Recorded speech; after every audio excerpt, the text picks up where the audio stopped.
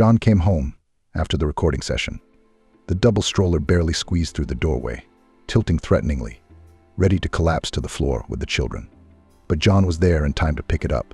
It was dirty from the recent heavy fall rains, but there was no way he would have left the stroller in the common hallway. He'd had his bicycle stolen that way once. He had no intention of taking any more risks, especially with something as important and expensive as a stroller. It wasn't cheap. John suspected one of his neighbors of stealing. The mean, grouchy old man seemed to hate the clutter in the entryway, but John had no proof. He accepted defeat, and from then on kept all the stuff in the apartment, away from prying eyes. He took the children out of the stroller one by one, first Emily's youngest daughter, then his oldest son Brian. Actually, the children were twins, so the terms youngest and oldest were conventional. Does it make a difference that Emily was born 8 minutes later than Brian? In the future, it's unlikely to matter to anyone.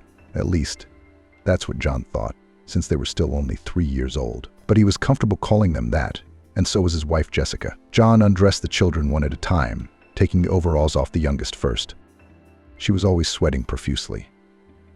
Then the older one undressed as well. He, of course, was not happy about having to stand in the kitchen like a butterfly still in its cocoon, but he was less scandalized. And besides, he wasn't just older, he was a future man. At least Jessica thought that girls could be forgiven what boys couldn't. That's why Brian wasn't handled until after they were done with his little sister. Would that affect him in the future? Very likely. Just as Emily might be affected by the excessive permissiveness. But it's too soon to reap the rewards of that upbringing. The important thing now is to stay afloat. John changed his clothes, washed the children, and put them in high chairs. He had already worked the morning shift at the factory. John was an intellectual man, but money still had to be made. After his shift, he picked up the kids from daycare, took them for a little walk before dinner.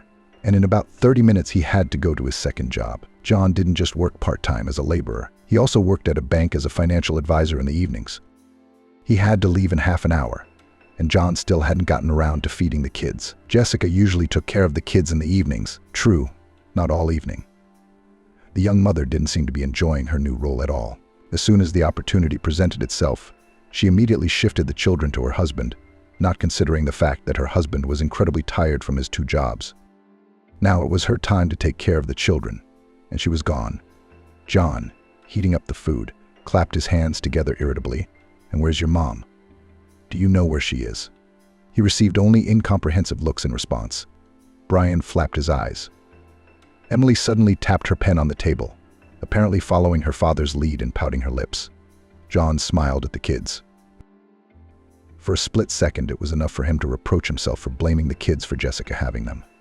In fact, with offspring they had been rushed. Jessica herself had no desire to work and take care of the children at all, and John just couldn't tear himself away. He would have liked to, but physically he couldn't. Every time he regretted that Jessica had given birth to those beautiful babies, he spent the next week in despondency. And how could he have ever thought of that? How did such a thought get into his head? Eventually, he would calm down, deciding that it was all stress from overwork. If only Jessica had even an hour more time with the kids. John walked over to the babies, kissing both of them on their little tops. And of course, the first kiss went to Emily. She was the youngest, after all. Well, the next, and logically, the last.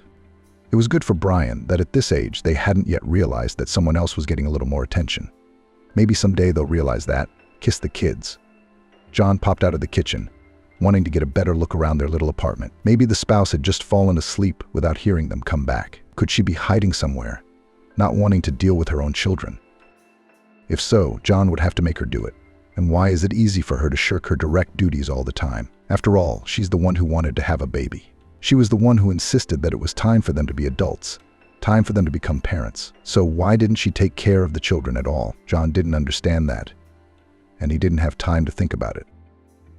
He would have liked to lounge in front of the TV like a snail, or he would like, as his wife often did, to sit on the balcony with a cigarette, thinking about eternal things. But he had no time for such luxuries. John continued to look for his wife, but expectations were not met. Apart from John himself, his children, and a lonely cactus, there was no one in the apartment. Jessica had gone somewhere else again. Well, it wouldn't be the first time. He returned to the kitchen, quickly fed the children, all the while glancing nervously at his watch. You can't be late for work.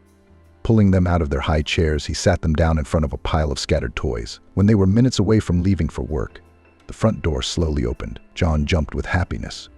mentally thanking himself and his wife. Even to the Lord God he gave a feeble thank you, thankful that she was back. But he didn't yet know what lay ahead of him. He kissed the children once more in the same order, but already with more enthusiasm, and ran out to meet his wife. "Honey, it's late. I could be so late for work. Where have you been?" he began, nervously removing his outerwear. Carelessly tossing the scarf off his shoulders, he continued, "Fed the kids. Nothing is required of you. Just watch them, play something. Will you do it yourself? Or why don't you say something?" Jessica, who had just returned, stood motionless in the hallway. She hadn't taken off her coat. Her eyes were tired, though she obviously had nothing to be tired about. The day went something like this. John would get up early in the morning, take the children to the garden, then run to work. After work, he would pick up the kids, take them home, feed them, and run off to his second job. What was Jessica doing during that time? Hell if I know. Watching TV, chatting on the phone, walking around and enjoying the pond that was near their house. Maybe going to breakfast at the cafe. Her only responsibility was to look after the kids while John was away at his second job. So why would she be tired? It's a strange thing. She stood motionless in the hallway now, eyes wandering, mud dripping off her boots. "Hey, what's the hang-up?" John asked irritably, stopping before leaving the apartment. He thought he smelled some new, very strange odor, reminiscent of men's cologne. He took a sniff, but soon brushed off the strange but so intrusive thoughts. "I'll ask you again. What are you doing?" Finally, Jessica came out of her daze, her thin lips, painted with red lipstick, pressed into a tube. "I'm sick of all this," she exhaled sharply suddenly. "Tired of it. And you and your kids, too." John froze in place. Tired of it. Kids? What was she talking about? He wanted to go to Jessica, to ask her what was wrong and what exactly was bothering her. Wanted to, but there wasn't time. "No, I get it. Bad moods happen. I do, too, you know. It happens more often than I'd like. But let's not do it now, okay? Okay? I have to go to work." Contempt flashed across the young woman's face. "If you were a normal man, we'd have a normal life." John glanced at his watch once again. He should have gotten out 2 minutes ago. "Well, another minute. May I ask what it means to be a normal man?" he interjected. "What are you implying? Are you saying I don't do enough for our family? Normal men make normal money." She replied nonchalantly, "What about you? You don't have a normal job, we don't have money. Do you like living like this? We're beggars." John clenched his jaws tightly. Did he like living like this? Of course he didn't. He hated working in the factory, hated when Ashley looked pleadingly at the toy John couldn't buy. He hated being left with almost no dinner, giving everything to his wife and children, hated having to listen to his idle wife's tantrums when he was late for work. Perhaps on another day, in a different mood or under different circumstances, he wouldn't have said that. But now John was on edge. "If you, dear, could babysit your own children, I'd get a good job. You wanted those kids, remember?" Jessica's gaze became angry and cold. It seemed to John that she stiffened. He felt a chill begin to spread through the apartment. She answered him as if she were answering someone she hated with all her heart. "I didn't know they'd be so hard to deal with. I'm sick of them. I don't love them." Now it seemed John was beginning to lose control as well. His wife's words had stirred up a storm of emotion in him. Doesn't love her own children. Seems she needs to get her pretty but empty head fixed. How can you not love your own children? She is a mother, after all. How is that possible? No, John himself was sometimes angry with his children. Sometimes he raised his voice at them. Sometimes, like today, for a split second, he regretted having a family. But those thoughts weren't his. They were alien, fake, like a sugar substitute. It's sweet, but it's not sugar. Such thoughts came and went. They weren't his own. They were someone else's. And Jessica, to hear such words from his wife, from the mother of his children, was truly frightening. And he would have been then. If John hadn't been on edge then, if he'd stayed to talk to her, life might have turned out differently. But John did what he did. He walked over to his wife, took her by the shoulders, and said, "I'm a little shaken up. I'm late for work. Wish my son and daughter good luck." After saying those words, he promptly sprinted out of the apartment. From that moment on, he never saw Jessica again. She was gone. Gone forever from their lives, leaving no trace. While John was at work, she obviously didn't take care of the kids. As if prepared in advance, she packed up her things and left the apartment, leaving without thinking that the 4-year-old twins were left alone in that apartment, with only a cactus. When John returned home, he found a frightening sight.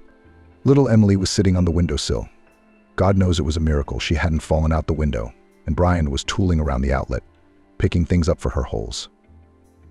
The apartment was empty, as if Jessica had never been in it. John might have thought all those years together had been just a mirage, but then where had the children come from? When he came to his senses a little, he began to ask the kids, "Where's Mommy? Where's your mommy gone?" His voice sounded like he was on the verge of hysterics. Brian, who was sitting on the floor, made an incomprehensible sound, a mixture of a hiccup and a song. Emily, though 8 minutes younger, acted more mature. She stood up, arms at her sides, and replied, "Mommy's gone." Lowering her voice, she added with cruelty, "I wish she hadn't come back." She turned to her brother. "Give it to me, Brian." Brian replied with the same incomprehensible sound. Hearing Emily, John understood everything.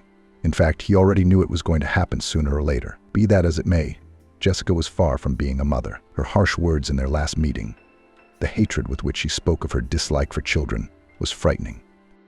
John realized that his wife had left him for good. A little later, he would find a note from her. It would say something like, "I can't live like this. I'm leaving you for someone else. My new man is better than you," and things like that.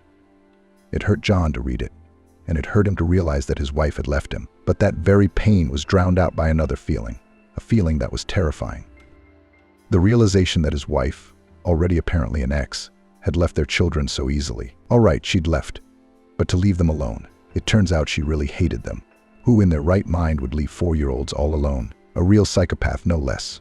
Psychopath, to be precise. Maybe John should have reflected a little, being alone, looking for salvation in a bottle of liquor.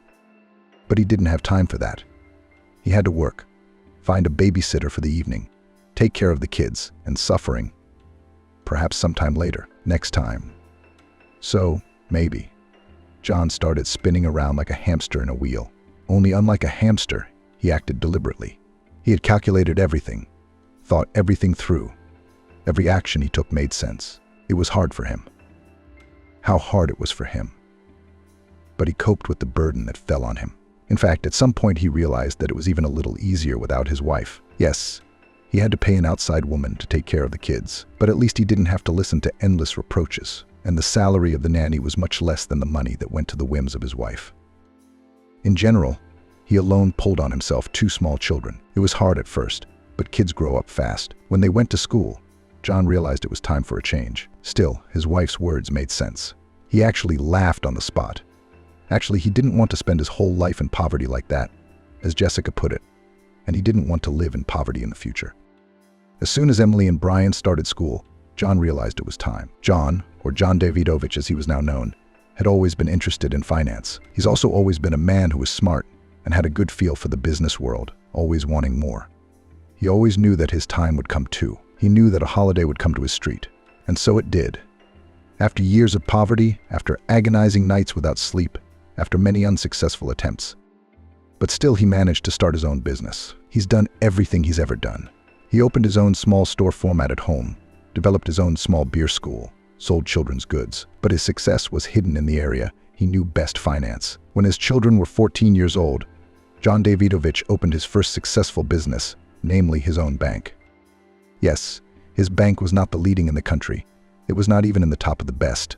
But nevertheless, it was his favorite business. All those who said that he was just a child of rich parents, that he was just lucky and caught luck by the tail, just did not know how thorny the path of the head of the company was. They didn't know what John Davidovich went through. They didn't know how he stayed without food, cooking dinner for his children from the last products. No one knew what John had experienced in his long life. From now on, he was only known as the wealthy owner of a large company, John Davidovich Newman. He was known as the richest man in their town. I wonder what Jessica would say if she knew what her ex-husband had accomplished. But John decided for himself for sure he would never forgive her. Time passed. The children grew older. John Davidovich saw that they grew up typical representatives of the golden youth, not interested in anything, leading a dissolute lifestyle. He saw everything perfectly well, but there was nothing he could do about it. Still, a childhood in poverty had taken its toll, as had the fact that Emily had always been conventionally loved more. She grew up to be a selfish, concentrated, and even cruel young lady. Sometimes John Davidovich started a serious conversation with her, threatened to deprive her of money, but it did not help. I guess she had already formed her personality. Maybe John inherited some character traits from his mother Lena, Who knows why Emily had become like this? However, the fact remained that she could not be changed. Brian, at the same time, behaved exactly the same way as his younger sisters, only there was a big difference between them. Emily acted that way because she was that way by nature. Her brother Brian just did what his sister told him to do. Perhaps if he had been raised alone, or if he hadn't been restricted so much as a child, he would have grown up to be a very different person. But, as with Emily, it was too late to change anything. As much as John wanted to fix his children, there was nothing he could do about it. His business was thriving, growing, opening more and more bank branches across the country. When the kids were under 18, John fell in love again. For the second time in his life, he finally met the one and only woman he had always been looking for. His second wife, a lovely woman named Mary, was very kind and helpful.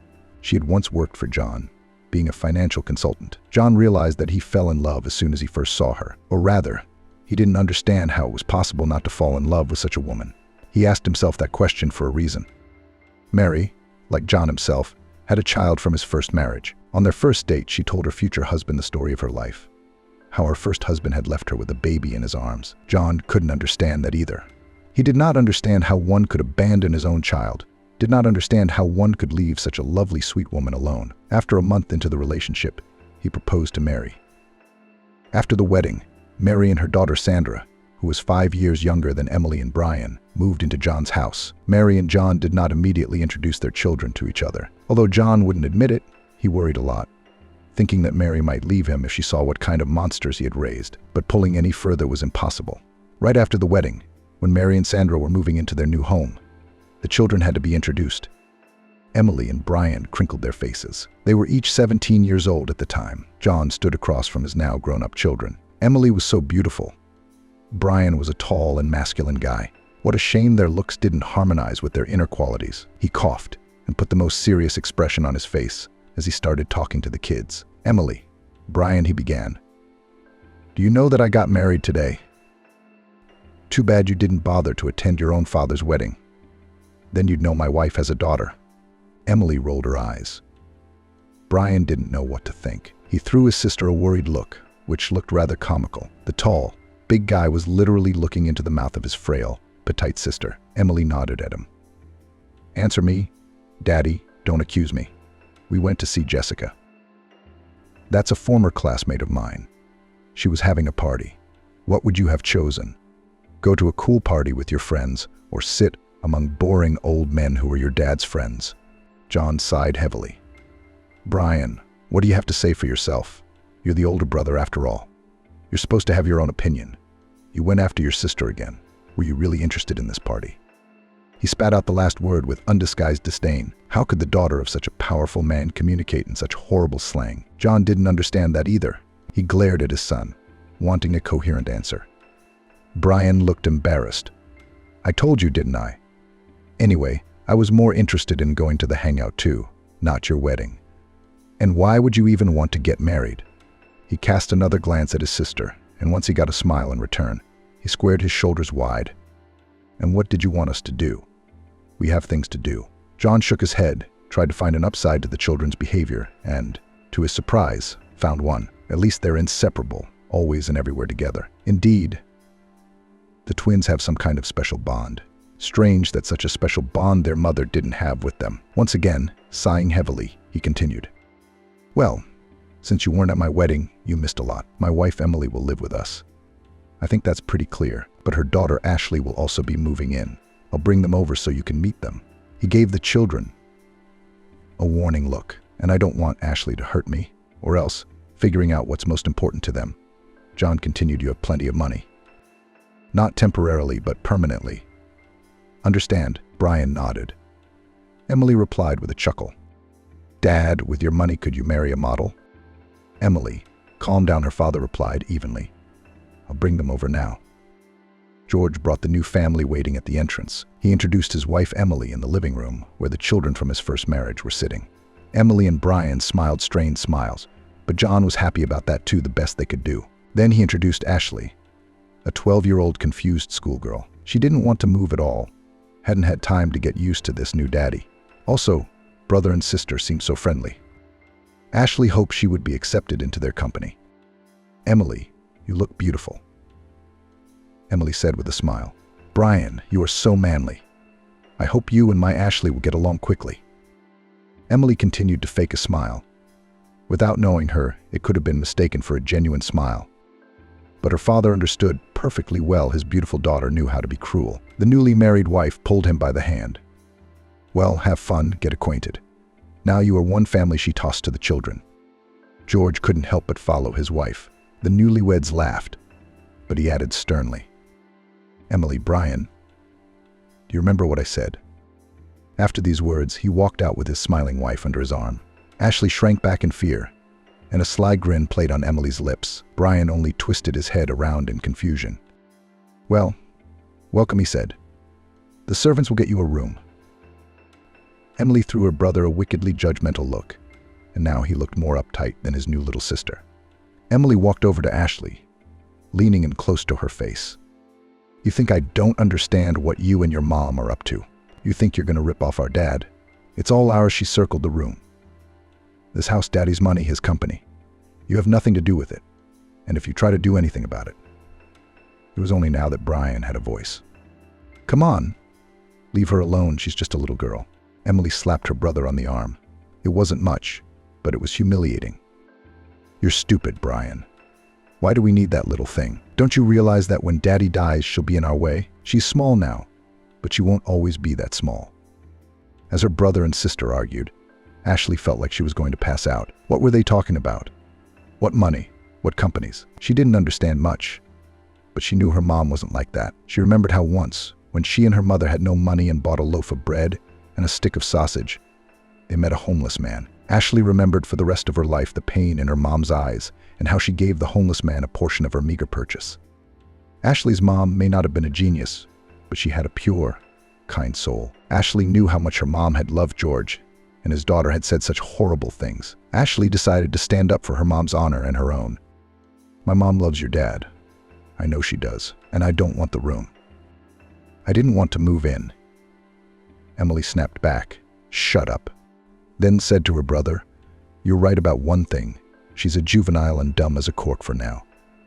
But when she grows up, she might realize how lucky she is. Do you realize what that means?" "Emily, that's enough," her older brother answered her sharply. "Daddy still has a lifetime to live." Emily lowered her voice and spoke through gritted teeth. "Have you forgotten what we discussed the other day?" Brian raised his hands conciliatorily, taking a wide step back as if to say that he would not participate in this conversation again. Then Emily turned to face her new sister once more. A wide smile now graced her face. But that smile was far more frightening than the words she had said earlier. "You're nobody here. Remember that?" Nervously, Jessica nodded. The last thing she wanted to do was fight with those awful guys. Satisfied with herself, Emily continued, "And not a word to your mom, okay? And certainly not a word to our father. When they ask you, cheerfully tell them we're friends." Jessica had already arrived, but she couldn't end this conversation on a positive note. It seemed to her that if she agreed, this Emily would soften a little. Still, she hadn't given up hope that they could be real friends someday. She replied, Okay, I won't tell anyone, I promise, and say that you and I are friends now." Emily nodded carelessly. Turning around, taking her brother under her arm, she pulled him behind her, and they fled in an unknown direction. Jessica was left alone. This was not at all how she had imagined her introduction to her new relatives. What was she going to do now? What to do to earn their favor? Jessica realized her new life would be luxurious, but not easy. George had been so preoccupied with his wife that he had overlooked one seemingly insignificant, but nevertheless important detail. Every day Emily became more and more aggressive. Could it be that at that age her mother's traits were beginning to dominate her? Or maybe it was because she had been spoiled as a child. Either way, Emily was changing a lot, but Brian was changing with her. Jessica, who had grown up under the same roof with them, was the same as she had been as a child, kind, sweet, open to the world. And she was certainly like her own mother, Mary. Mary lived a happy life as the beloved wife of a successful businessman, and George's life hadn't really changed much, except for one detail. He now started every morning with a happy and sincere smile. He had finally found the woman he had always dreamed of. The children were becoming adults.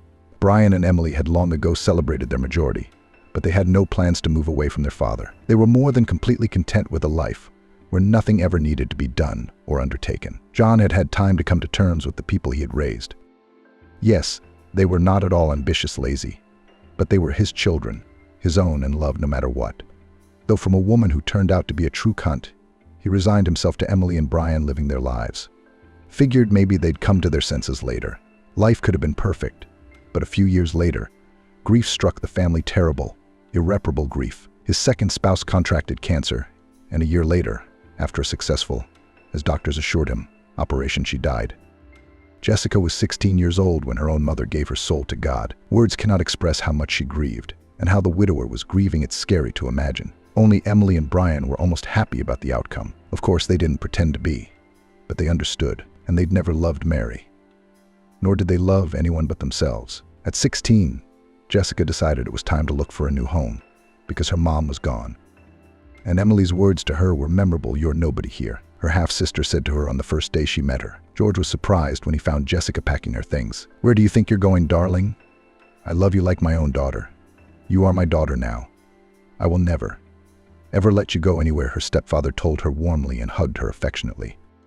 Jessica cried bitterly, but not because she was sad. They were tears of happiness.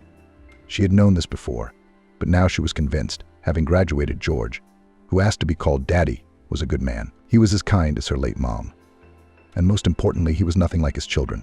Jessica was happy to realize that. Time passed.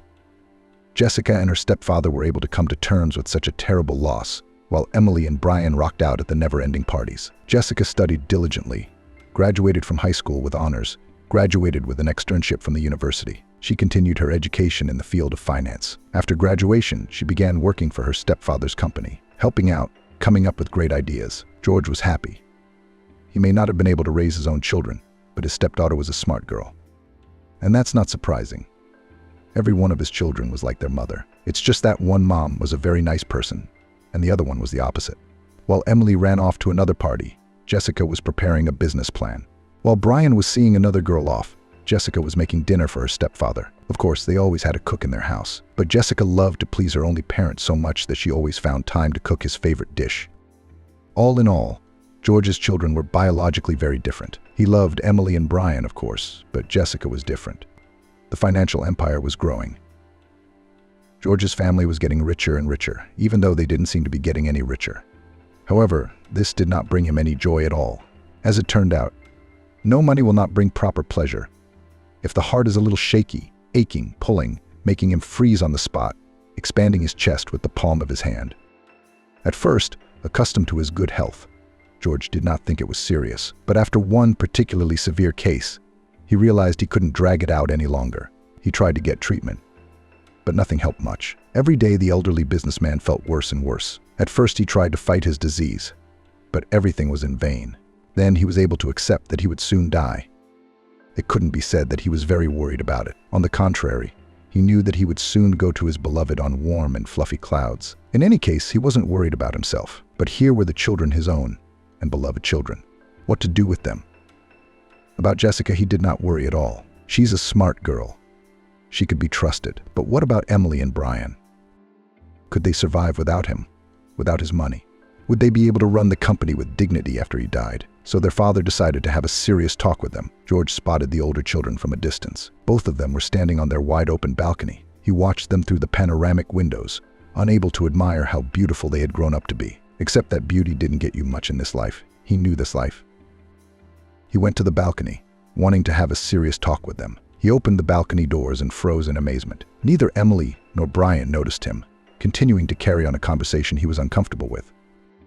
"He'll die soon," Emily said dryly, not looking at her brother. She was almost hanging over the balcony, probably enjoying the view of the waterfront. And nothing, Brian tossed carelessly. Unlike his sister, the views of the big city didn't interest him. He looked up to her, his younger but, he thought, so smart sister. He always obeyed her in everything. You might say he was at her beck and call. Did he like it? It's doubtful. But since he was a child, he'd gotten used to Emily being the most important person in the family. Who knows, maybe if he had at least tried to change, his fate wouldn't have been so dire. But at that moment, no one knew how things would turn out. They couldn't know that. Emily shrugged squeamishly. Brian, You're such a dumbass. When Dad dies, do you realize what's going to happen? The whole firm will be ours. Do you realize how much money that is not the pennies he gives us? We'll live like kings." Brian shrugged. "And Jessica? She's our sister." "You fool." Emily elbowed him in the side. He bent over in surprise. "She's nobody to us or Daddy. She's out of here. If she's a nuisance, I'll get rid of her in a heartbeat. Anyway, we have to prepare for the fact that Daddy's gonna die soon. We need to make a plan to grab everything at once." "Stop," he said. "What's the point of trying? We'll get it all. Just relax for once in your life. You don't understand. I have big plans." "What kind of plans?" "You don't need to know that. Just know that things are about to change. A new life is waiting for us."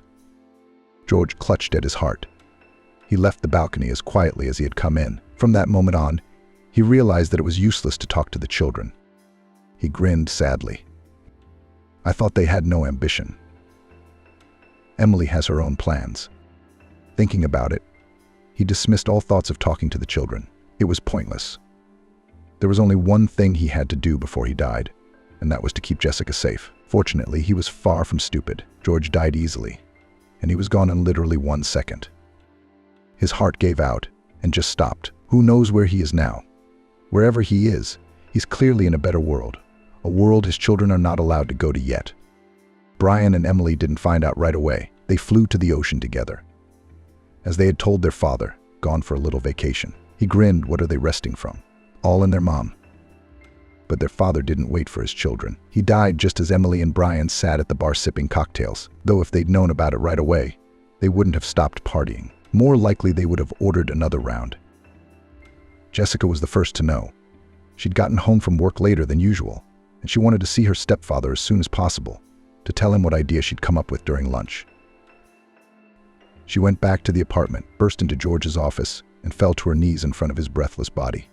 That's how she found out that he had died one night in his office. Jessica didn't know what was going to happen next. All she knew was that nothing good was likely to happen in her life. Jessica immediately called her half-sister, telling her that their father was gone, told her that she had already made funeral arrangements.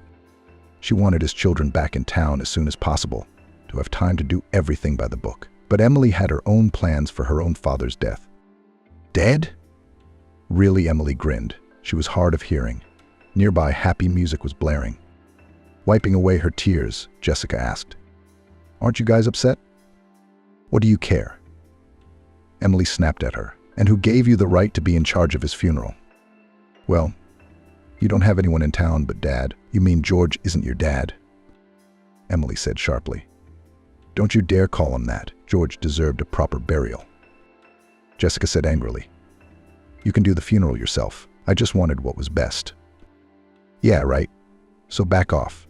And finally, don't touch our father again," she thought for a moment. After a few seconds of silence, the music stopped. Apparently, Emily had decided to go somewhere more private. "Anyway, that's it. Dad's gone. There's no point in you and me hanging out anymore. Brian and I will be back soon, and we'll take care of the funeral. In the meantime, pack up our house so you're not there when we get back. Got it?" Jessica was surprised, of course.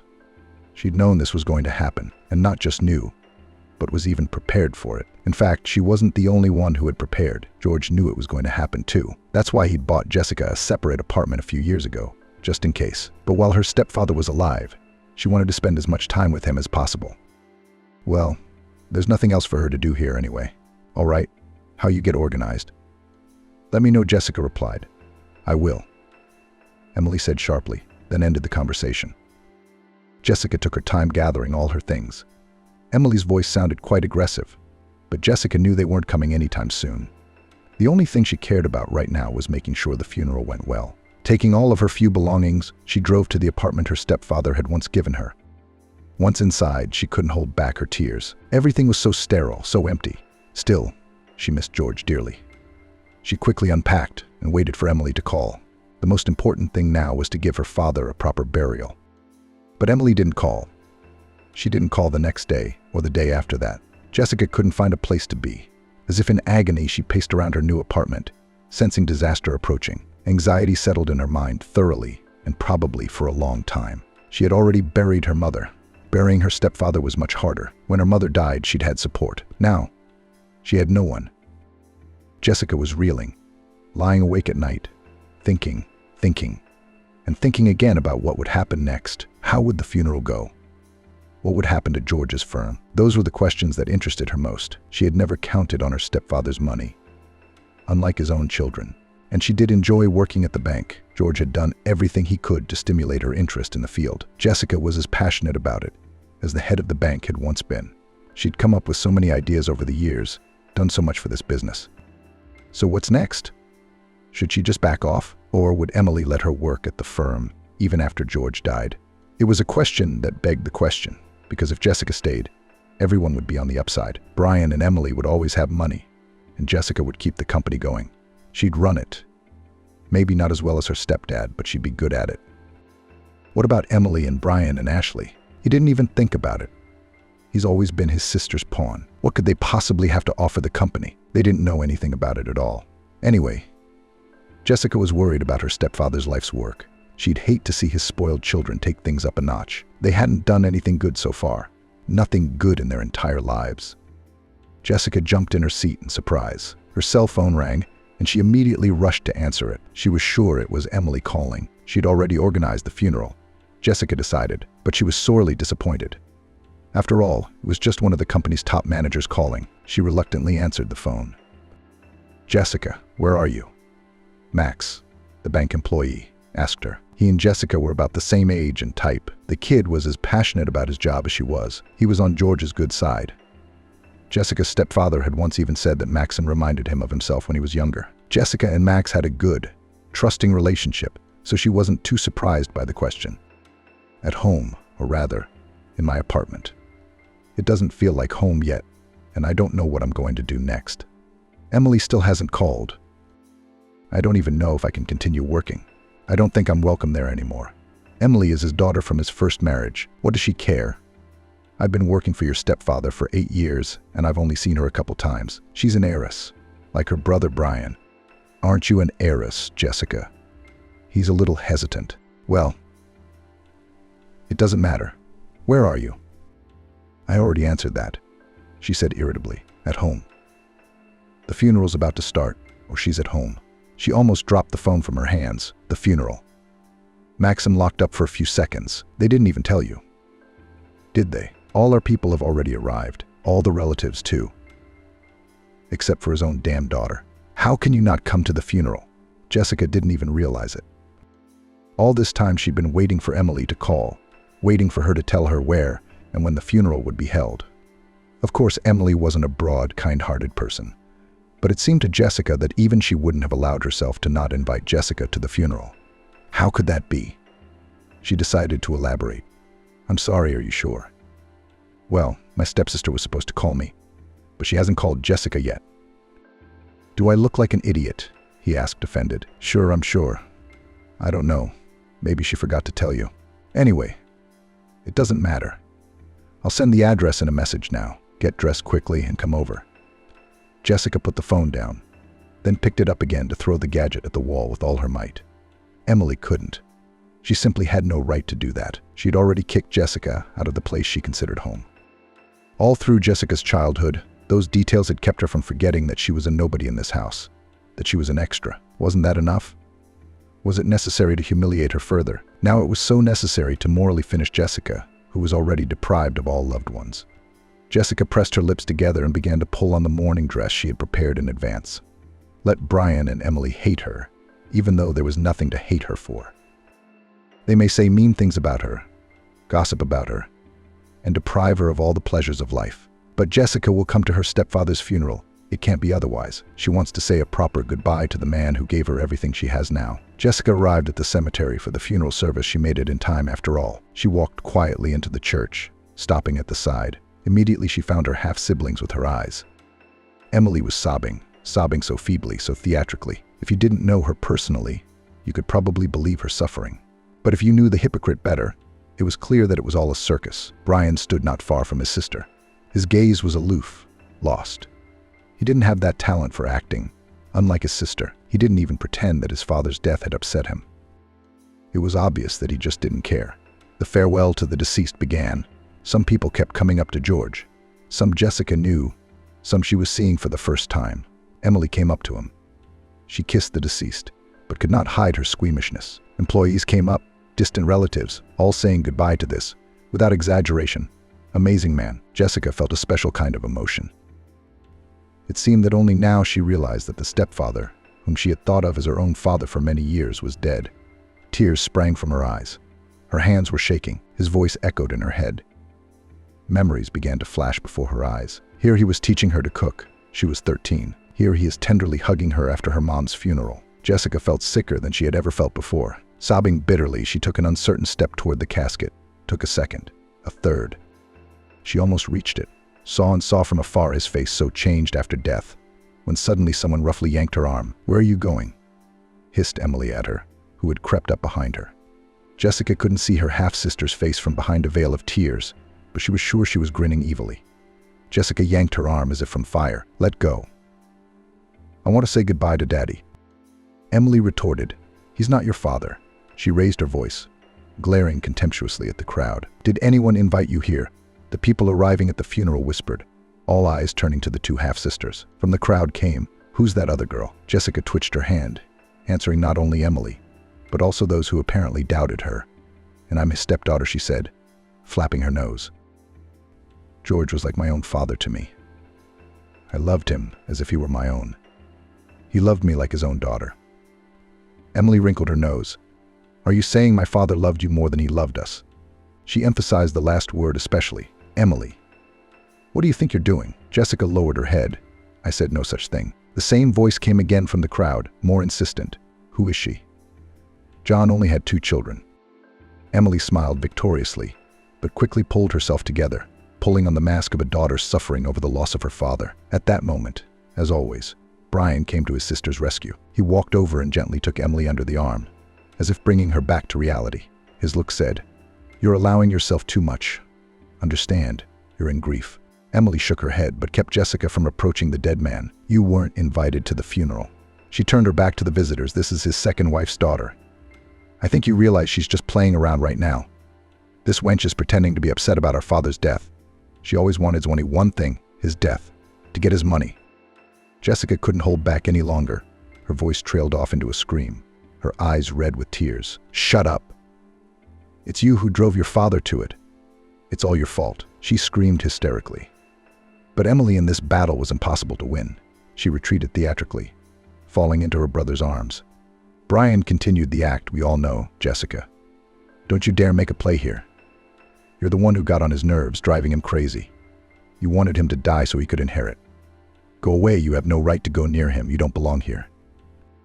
Jessica, crying with pain and resentment, fell to her knees. She knew that Emily and Brian were unsociable, but to be so, all she could say was, "None of this is true." But neither Brian, Emily, nor the others at the funeral cared. Finishing her theatrical sobs, Emily repeated, "Get out before we call security." Jessica couldn't find the strength to get up from her seat. Then Mike came over to her, picked her up by the shoulders, and said quietly, "We'd better leave now." And the bank's best employees, the deceased's favorite adopted daughter and devoted employee, left the funeral together. They didn't know what the others would think, but they knew one thing for sure: Emily and Brian were dangerous. It was best not to clash with them. Jessica had barely recovered from what had happened at the funeral. In fact, Emily's words hadn't really hurt her. She'd long since gotten used to George's children being unpleasant people. But the fact that she hadn't been able to say goodbye to her father had finally finished her. Jessica lay on her bed until the evening, not thinking about work, especially after what Emily had said. Many of the staff had seen the altercation. Jessica realized whose side they would take. She had no doubts George's own children, of course, not hers, who was nobody's child.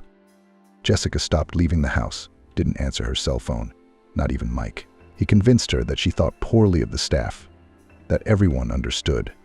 But she didn't care about that. Not only had she lost her father, she'd lost her footing in life.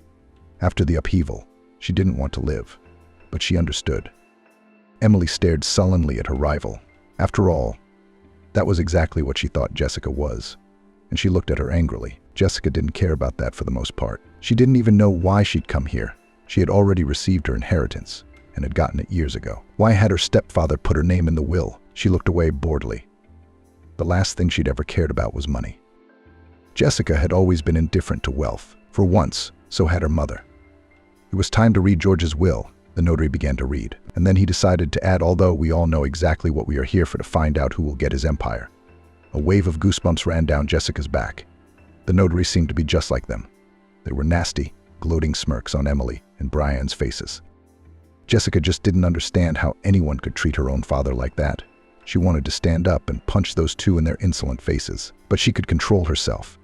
She wanted to leave this place as soon as possible, go home and lie in her warm bed for a week.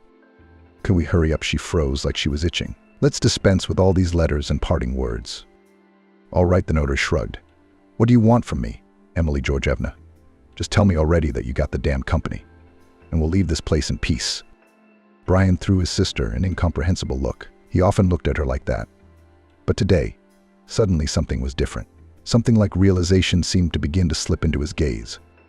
You, she suddenly asked nervously, waving him away like an annoying fly. And to whom? You. To us, the smitten one, Brian exclaimed. Actually, that makes two of us. How about that? Ignoring her brother, she turned to the notary. Read already who and what got what. Ida. Is she? Emily pointed her hand at Jessica. Need one here. The notary smiled coldly. Actually, you could say she's the only one needed here.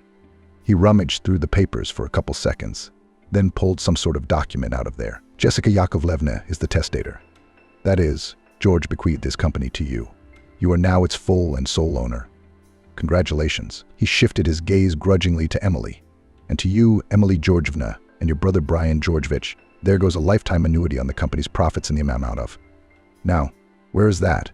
Aha, 10% of the net annual profits each. Well, that's pretty good. Jessica's mouth dropped open in amazement, and Emily jumped up sharply from her seat, as if she'd been pricked. In one wide stride, she was at the notary's side, and with a sharp mechanical movement, she snatched the paper from his hands. After reading the document, she tore it in two and howled like a she-wolf. No, I'm annulling this nonsense. Brian jumped up, following his sister. He squatted down and tried to reunite the torn fragments. Emily had turned maroon, her hands clenched into fists. Brian couldn't seem to believe it either. Jessica remained sitting still. Not that she minded. She just hadn't expected it in any way. Although, come to think of it, it was a very predictable outcome. Once again, the wisdom of her late stepfather came to mind. The notary looked at Emily with undisguised contempt. Do you really think tearing up your copy of the will invalidate it? He shifted his gaze to Jessica and softened. Congratulations again. I think you should leave now. I'll see you later. I'll call you. Jessica did just that. She stood up quickly, nodded gratefully to the notary, and ran off. Seeing Emily so furious was a little scary. So, figuring what she might get, she hurried away. Jessica realized she wasn't going to be left alone, but what was there to make these grown-up infantile kids blow her off instantly? No. That's what George had done to them. She couldn't do that. As promised by her stepfather, Jessica became the new head of the company. Fortunately, she'd been there for years, so the job came easily to her. For a while, she was afraid to come to the office after all. The employees had witnessed that unpleasant scene at the funeral. But when she plucked up courage and came there, she was in for a pleasant surprise. Turns out she'd been thinking badly of people for nothing, and they were far from stupid. As Mike said, everyone understood everything perfectly and saw everything perfectly. Everyone knew what Emily and her brother were. And they also knew what Jessica was: smart, calm, calculating, and ambitious in a good way. Most importantly, she was always thinking about the company and the people who worked there, not about how to fill her wallet. Her co-workers were careful to express their sympathy for what she had to endure at the funeral. They, like Jessica herself, missed their kind boss dearly. Jessica was glad to be back to doing what she loved. To distract herself from her grief, she immersed herself in her work, until one day something happened that turned everything upside down. That day, Jessica stayed late at the workplace, as she always did. Most of the staff had already left the office, leaving only the security guards and janitors. She sat in the soft light of the desk lamp, bent over a pile of papers. When there was a knock on the door, Yeah, she replied, not taking her eyes off the papers. Jessica only looked up when she heard a familiar voice. She heard it, looked up, and almost burst out laughing. Brian was standing in front of her. He reminded her horribly of the hero of a cheap love story. He was dressed in a strict pantsuit, and he smelled like some kind of acrid cologne a mile away. His thick, dark hair was so heavily coated with hairspray that it looked like you could see your reflection in it if you tried hard enough. In his hand, he held a lush bouquet of scarlet roses. When Jessica finished laughing, she asked, lost your former glory among your girlfriends?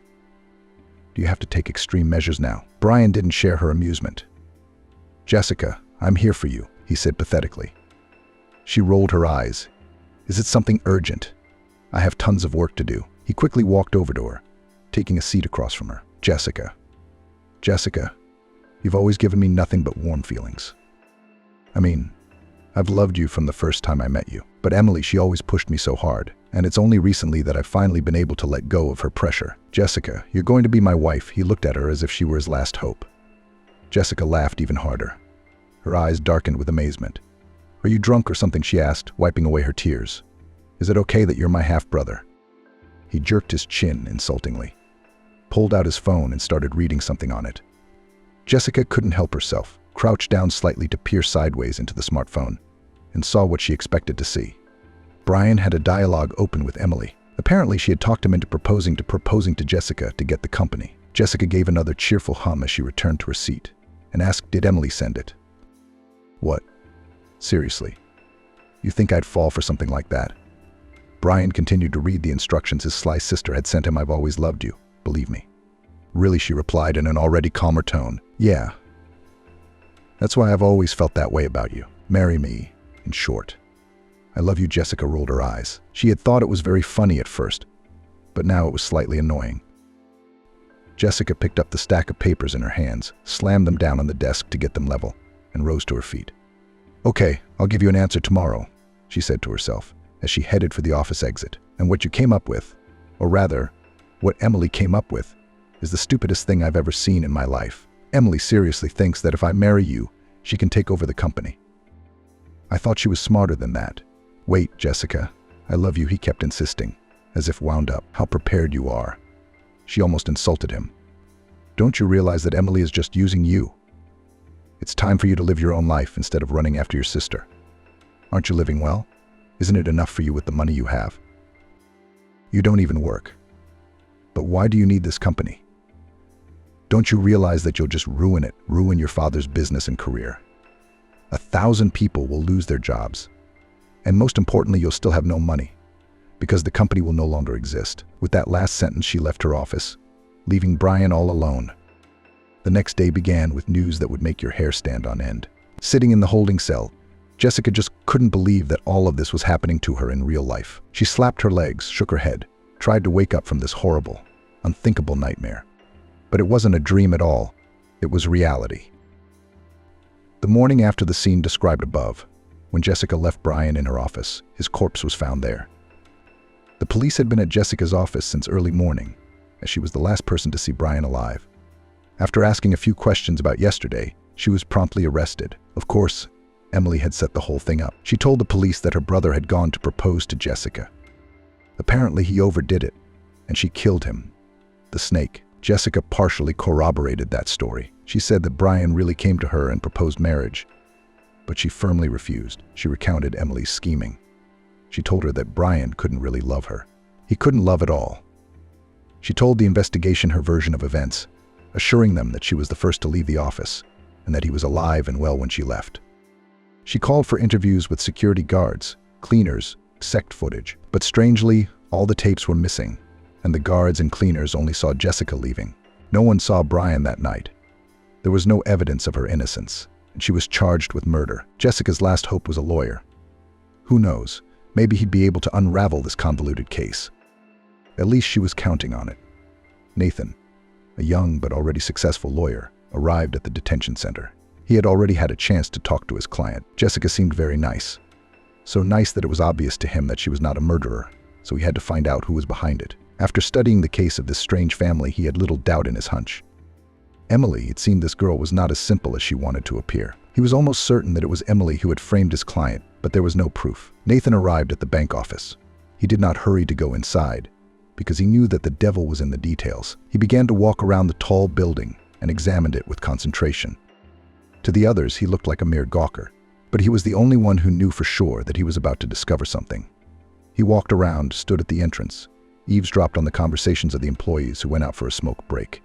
I think he'd gotten his first clue he'd been able to eavesdrop. It turns out that one of the janitors in this building died the same night Brian did. The employees who were so happily savoring the gossip had already left the company.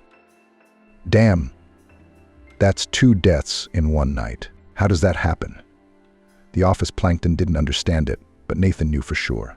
It was all someone's plan. He decided that he would deal with the death of the cleaning lady, and later he just had to find something else. Think, he told himself as he walked past the local dumpster, until one interesting detail caught his eye. Next to the trash cans, there was a huge, even gigantic, pile of clean white paper, unused reams, many unopened, fine paper. Nathan knew from his experience in office work that paper was never scarce. So what had happened? And who had thrown away such wealth? He realized that this was another clue, which meant that he had to move on and unravel it. He went into the office and began to have conversations that were not obligatory, as his interlocutors thought, but very important for Nathan. One of the employees complained that they had just recently ordered some paper. The box was in the basement, but it was empty, and where had all the contents gone? The employee did not understand. Nathan, on the other hand, understood immediately. It remained to find out how the cleaning lady had died. I think he had already found out the rest. It was the day of Jessica's trial. The poor woman sat in the dock, wringing her hands, and the family's chief demon was smiling slyly, despite all his talent for acting. Emily couldn't hold back. Just a little more, and she'd have Daddy's company in her pocket. Or rather, that's what she thought until she opened her mouth. The protagonist of the trial, the young lawyer Nathan, stood up, intending to present his evidence. Fortunately, he was well prepared. He replaced Emily with an attentive stare, thinking she didn't even realize what was waiting for her. What naivety! After introducing himself to the court, he began his statement. How odd that the video camera footage was erased. Don't you think? And no one knows who could have done it. No one except the security guard who handled them. He cast a glance at Emily. Strange, isn't it? The judge didn't change in his face. What are you getting at? Explain your position. Nathan continued. What's also strange is that the office was just ordered blank paper, several hundred reams of it. The box was taken to the back room, but the paper was thrown away. Why order paper and then throw it away? So something in that box was brought into the office instead of paper. Or rather, someone... Emily jumped up from her seat shouting, "Objection," but the judge quickly calmed her down. It seemed that now everyone who had been accusing Jessica began to have a momentary epiphany. Satisfied with the effect, Nathan continued, "It's also strange that an elderly cleaning lady died the same night. The killer apparently did not expect the poor old lady to undergo an autopsy. But I arranged it. Galina Sergeyevna Arkhipova, a cleaner at the company's central office, who died the same day, was injected with a solution of a drug that causes instant cardiac arrest. But the strange thing is, the forensic examination established that her death occurred as early as 19, but she was seen leaving the building at a much later time at 22. And, to be precise, all the security guards testified to that. Accordingly, we can assume that it was not the cleaning lady at all, but someone who disguised herself as her." The judge stepped forward. "And what is your theory?" "Emily George May Feldman, daughter of the late George Feldman. I couldn't accept that her father had bequeathed the company to her half-sister. So she talked to her brother Brian. She lied to him that Jessica had forbidden them both to come to the office. She made up that little lie to convince him. They need to get into the building undetected. To that end, she killed the cleaning lady by injecting her with a drug that caused cardiac arrest, and after her death, she stole her clothes and changed into them, pretending that she was the cleaning lady Galina. Also before that, accepted a paper delivery from a courier, pretending to be an office employee. She then used forklifts to dump all the new reams of paper into a distant landfill, and in the box of paper she sat her brother, whom she had ordered in advance to propose marriage to Jessica, allegedly to get her father's company. But Emily Georgiana had plans of her own. No one suspected the two of them had infiltrated the office. Ashley was disguised as a cleaning lady and was carrying a plywood package in front of her on a platform, ostensibly about to throw it away. But Brian was hiding inside. Emily sent Jessica's brother into the study, and when she left, she ruthlessly murdered her own brother by hitting him over the head with a heavy paperweight. She then went out the back door by getting the keys from the same cleaning lady, having previously deleted all the videotapes, while the guard went out for a smoke. Poor Gloria's corpse she changed into her regular clothes from her locker. That's why the guards thought the old woman had just had a heart attack in the room where she was changing after her shift. Emily George tricked her brother.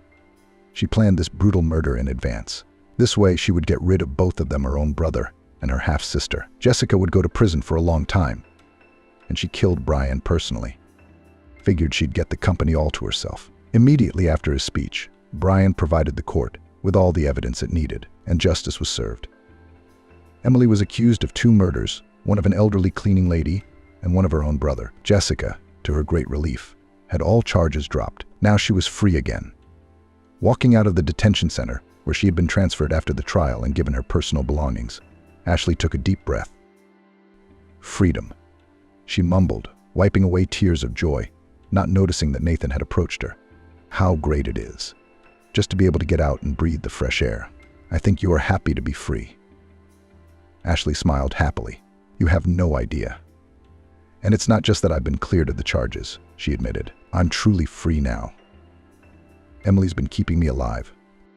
She's been holding me back since I was 12. Brian. I'm sorry he's gone. But hell, they're finally getting what they deserve. Only now was she scrutinizing her lawyer, the man who had saved her, who had done his job professionally. She smiled at him and thanked him sincerely. It seemed Nathan was even happier than Ashley was. It was this girl who had done it. She did not leave him indifferent. Ashley, would you like to go out with me? Ashley laughed merrily. I would love to. Nathan laughed after her, and they both walked away from this scary place, from the intrigues and from the cruelty that had haunted poor Ashley all her life. At that moment, she was just enjoying her life and had no idea that she was walking beside her future husband, that in a year she would give birth to a beautiful son, whom she would name, of course, after her beloved adoptive father. In the evening, the loud sounds of Indian melodrama could be heard in the house. The cheerful music sounded like mockery. Julia's daughter-in-law, the lady of the house, had been doing chores late into the night. Now she was tearfully scrubbing the floors of the spacious 4-room apartment, while Mendelssohn's March played in her head and the words came to mind registrar. Do you, Linda, agree to be Christopher's wife? Why had she agreed? Gave in to her fiancé's entreaties to live with her mother. She put on her wedding ring and was transported into a dark world of hopelessness. Christopher, indulging his mother in everything, did not believe his wife. There was no miracle. Her husband was not going to support and protect her in a difficult moment. And the mother-in-law was dodgy, weaving intrigues, loaded unnecessary work, conspired against the daughter-in-law. It was not the difficulties of family life that frightened Linda, but Christopher's misunderstanding, the unfairness of life. Today she was worried that she had scrubbed the floors for the second time only because her mother-in-law did not believe her, because she had already cleaned the whole house in the morning. In the evening, Christopher supported his mother, not understanding why his wife was stubbornly unable to do simple housework. When she finished cleaning, Linda quietly snuck into the bathroom and closed herself in. Here she could give free rein to her feelings, rest from the family burden. The well-appointed apartment, unlike her country house, was a joy to bathe in at any time, without heating the stove. It was a small consolation to Linda. She missed the peacefulness of the village, her yard, the warmth of communication with the villagers. She drew water with a snow-white cap of foam and sank into the tub with pleasure. She remembered again the carefree moments of her unmarried life, and then her acquaintance with Christopher and her sudden wedding. Linda had fallen in love with the kind guy on the motorcycle. At first sight, Christopher then came to his grandmother in the village. One day, driving through the village, he saw a lovely girl with a black braid down to her waist, a gentle look, and a basket in her hands. It was a marvelous vision, as if a forest nymph had come out of the pages of books. She was walking with the little girl's basket, which had been composed to her by a kind-hearted grandmother for a letter from her son. Christopher stopped and asked her to treat him to a strange berry he had never seen before. Thus began a relationship. The guy surrounded his beloved with care and invited her to live in his luxurious 4-room apartment. Linda immediately did not like Julia Urban, spoiled woman who did not want a soul in her son. She disapproved of her son's girlfriend and called her cunning. And here was a gift from Christopher, a village shepherdess, an orphan of Kazan, without a family and tribe. Linda buried her parents long ago and lived poorly, a lonely postmistress. And at her husband's insistence, she quit her job and moved to the city. Why? What for? There was a persistent knock at the door. Julia's irritated voice brought her out of her reverie. Are you at it again? How many times have I told you not to lock the door? How many times have I told you not to lock the doors? You haven't brought a penny into the house yourself, and yet there you are, a lady bathing every day. Open the door at once. I have to go to the bathroom. I have a scheduled beauty treatment. "Mom, what's wrong?" Christopher came running to the door. "Your wife wouldn't clean my room, so I had to do it myself. I have a bad back. The medicine's in the bathroom. I've been here for an hour and she won't do it. And she was rude to me. Talk to your wife, you're doing the same old thing. You're slandering me, Mom." Linda opened the door in astonishment, hastily climbing out of the bathroom. "It's been 15 minutes, and I've mopped the floors in every room," she objected. "Look at you, you cheeky girl. Get out of my sight." Julia shoved her sister-in-law violently in the side, causing her to fall. "Linda, stop quarreling with your mother," Christopher said coldly. "Show some respect. Please, if it's not too much trouble for your highness." He turned around and walked away. Angrily stupid. Day after day, her mother-in-law nagged, making up tall tales, complaining about her deteriorating health because of such an ungrateful daughter-in-law. Linda baked pies, cooked French and Italian dishes, studied new recipes, watched blogs on homemaking. Nothing worked. The main goal of the mother-in-law was to get rid of her daughter-in-law by any means necessary, to kick her out for no reason, because such a girl is out of status. Christopher was a famous lawyer, and his late husband was a prosecutor. They still had long-standing ties. They had important visitors, very influential people in the city. Julia was shy of Linda, who didn't know how to handle cutlery. Linda dressed simply gray, refused to go to beauty salons. Her unwillingness to get her hair and nails done made Julia mad at guests. Mother-in-law politely, but coldly pulled her daughter-in-law, told her not to show her face to anyone. A hard, tedious, joyless year passed. Linda got a job as a saleswoman in a store near the house. Her husband stopped giving her money at her mother's instigation. At work, her daughter-in-law was relieved from the endless reproaches. But at home, it got worse. Now, Julia reproached her daughter-in-law for not doing her chores. "My darling, you're always at work, and your husband must be fed and cared for. I'll talk to my son, so he won't let you slack off from housework." "Mom, I have time for everything," Linda objected.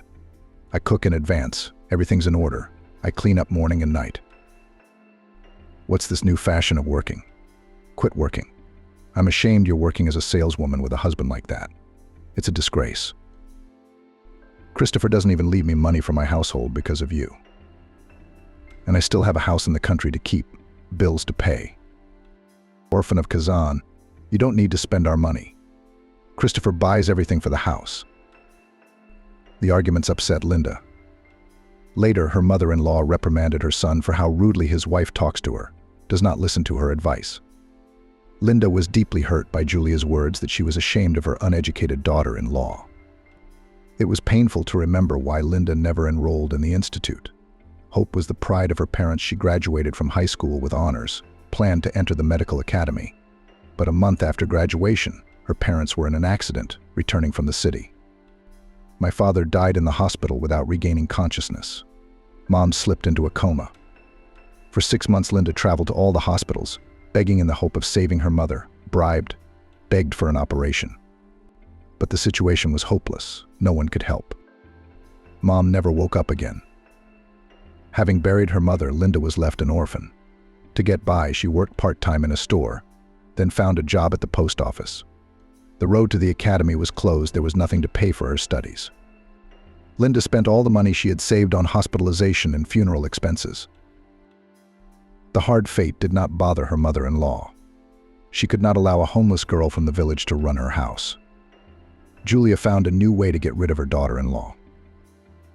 "Christopher," she said to her son, "we need an heir. Why can't your wife get pregnant?"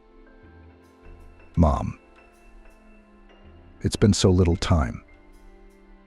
Perhaps it's too soon to talk about children." "My dear, a child will help reconcile us all. My dear. It's such a blessing. I'd be so happy if you'd give me a grandchild." The cunning mother-in-law cried and hugged her son. "All right, I'll talk to Linda. But I agree, it's up to me." In the evening, Christopher pleased his wife with his desire to have children. He didn't say anything about his mother's request.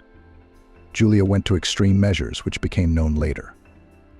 Linda rejoiced at the possibility of becoming a mom. A child could really soften her husband, and her life would be happier. She had been living with the dream of a child since her wedding, but she had been unable to get pregnant.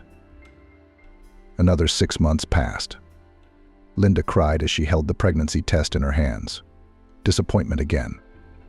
Fear settled in her soul. Her mother-in-law would scream, her husband would support her mother and angrily slam the door.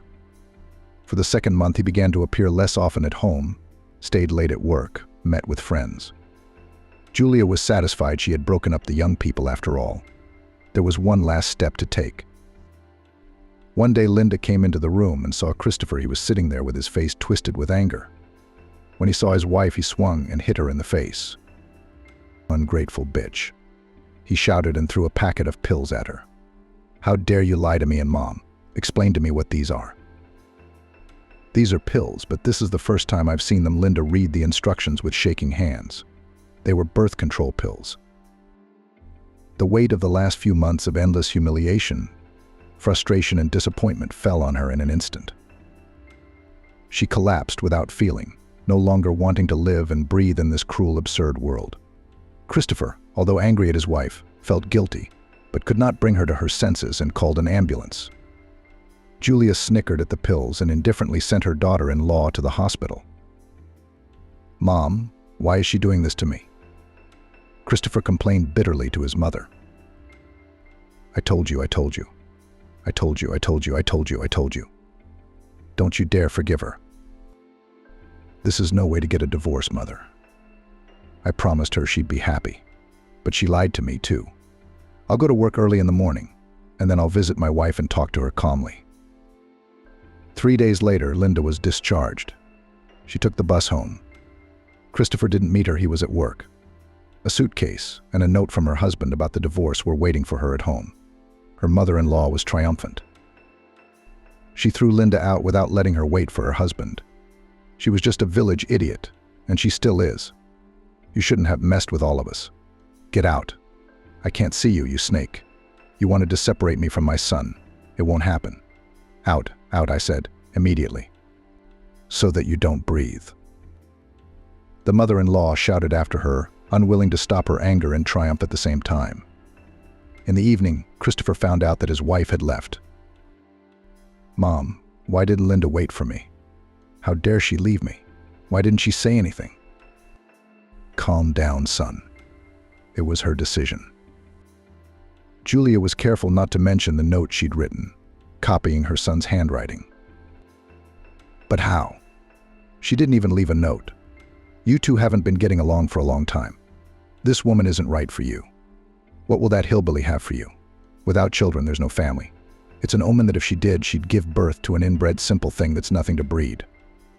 Look for a wife of status by getting rid of your daughter-in-law. Julia felt over the moon she had gotten her way on the plan. For a year, she drank Linda a decoction of wormwood, convincing her that this tea is good for women's health, hoping to bring a young, healthy girl to infertility. Then she slipped her birth control pills. Christopher was upset. He figured Linda hadn't forgiven him for the slap. With longing in his heart, he walked across the room where he smelled her perfume. Sitting down on the bed, he went through the pills. A suspicion crept into his soul. The packages were intact, all the pills in place. Perhaps Linda hadn't taken them. He remembered hundreds of moments when his wife had cried and complained about her mother and he hadn't believed her. The bitter discovery struck his heart with the pain of no return, of loss. He himself, with his own hands, had destroyed love. There is no forgiveness, but Linda is his beloved, without whom it is so lonely and dreary. He will rent an apartment for her, and tomorrow he will go to the village to beg for forgiveness. An Indian song was playing loudly in the next room. Julia, with a blissful smile, was triumphant. She was more at ease when others were suffering, but her carefree life did not last long. One day she would receive a letter that would turn her whole life upside down, change her character, teach her to be compassionate, empathize, do good. But now she was far from even a moment's regret for her dastardly deed. Christopher didn't get out to his wife's home village right away. He had to see the client through to the end. A week later, he took a vacation and went to Linda. As 2 years ago, he decided to ride a motorcycle to return former feelings. He did not inform his mother about his departure. He was offended by her, tried to avoid talking. He even looked anxiously at his sad son, hoping that time would heal him. Julia was already looking for a worthy match for him, obedient society girl, which will distract from sad thoughts.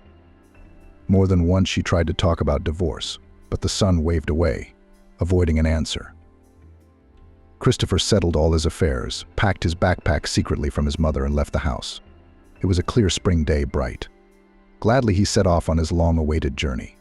Soon he would meet his beloved, whom he missed incredibly. It seemed to him that just today their family would open a new page of life. They would be happy, for he loved Linda so much. The road was covered with frost from the morning. In Siberia, even in May, there were frosts. Prudently, Christopher wore a balaclava and helmet, but the summer tires could fail. But that didn't stop his desire to impress Linda, to revive pleasant memories. The voice of reason was silent as Christopher accelerated, feeling a rush of energy, freedom, and lightness of mind. It was a 2-hour non-stop ride to the village. The road was a country road, not a soul around. After an hour and a half, Christopher carelessly jumped into the oncoming lane. At that time, a tractor appeared from behind the corner. It was too late to stop. He jerked the wheel to the left. The bike rammed into bushes and hit a tree.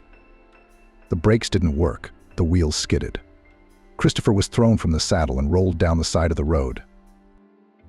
He was unlucky to have a savior. The driver of the tractor was Max, an ex-con who didn't want to be investigated again. He slowed down, hoping to help the motorcyclist. But Christopher showed no signs of life. So Max took his things, got back into the tractor, and drove off, leaving the unfortunate man to die. He didn't say anything about the accident, didn't even feel remorse. It was an accident, it was not the tractor driver's fault, and humanity, unfortunately, is inherent in few people. On the same day, Julia's mother missed her son. She found out that he had taken a week's vacation, but he wasn't answering his phone. What a stubborn man, went to his redneck. Did I alarm him or what? Julia thought. She knew where Linda lived before her marriage, but she was not going to go to her place. She decided to wait a week and see. Julia called her mother Peggy in the village to ask if her grandson had shown up. No, he hadn't. Her son's cell phone went dead. A week later, he still hadn't returned. She decided to go to the village herself. She reached Peggy's mother, whom she rarely saw or spoke to. The news was shocking. It had been a year since Christopher had visited his grandmother, whose name was Madeline. He had not come to the village a week ago, nor yesterday, nor the day before. Linda, the letter carrier, do you know anything? Julia asked her mother. It's your sister-in-law, my dear. Are you out of your mind? Peggy was silent, shaking her head. Something flashed in her eyes. She hasn't been in the village for years. Didn't she come to live with you? She and Christopher have been divorced for 2 weeks. Where else would she go but to the village? She's been away. We're almost next door, 2 houses down. Julia, you're not making a mess, are you? I know you. I know you. Where did the kids go? They ran away from you, didn't they? They did the right thing. I raised a viper, not a daughter. You don't show your face around here, you don't help your mother. If it wasn't for Christopher, I'd be all alone. Mom, you never understood me. And I couldn't stand this village. What good is it? I'm sorry, but I was raising my son. It was hard. He's back on his feet. He hasn't forgotten anyone. That's my son. I raised him that way. So you survived, Linda? I was a redneck myself, remember? You got a temper, Julia. I'm ashamed I raised a daughter like that. Peggy told me what happened. Why did the children run away from you?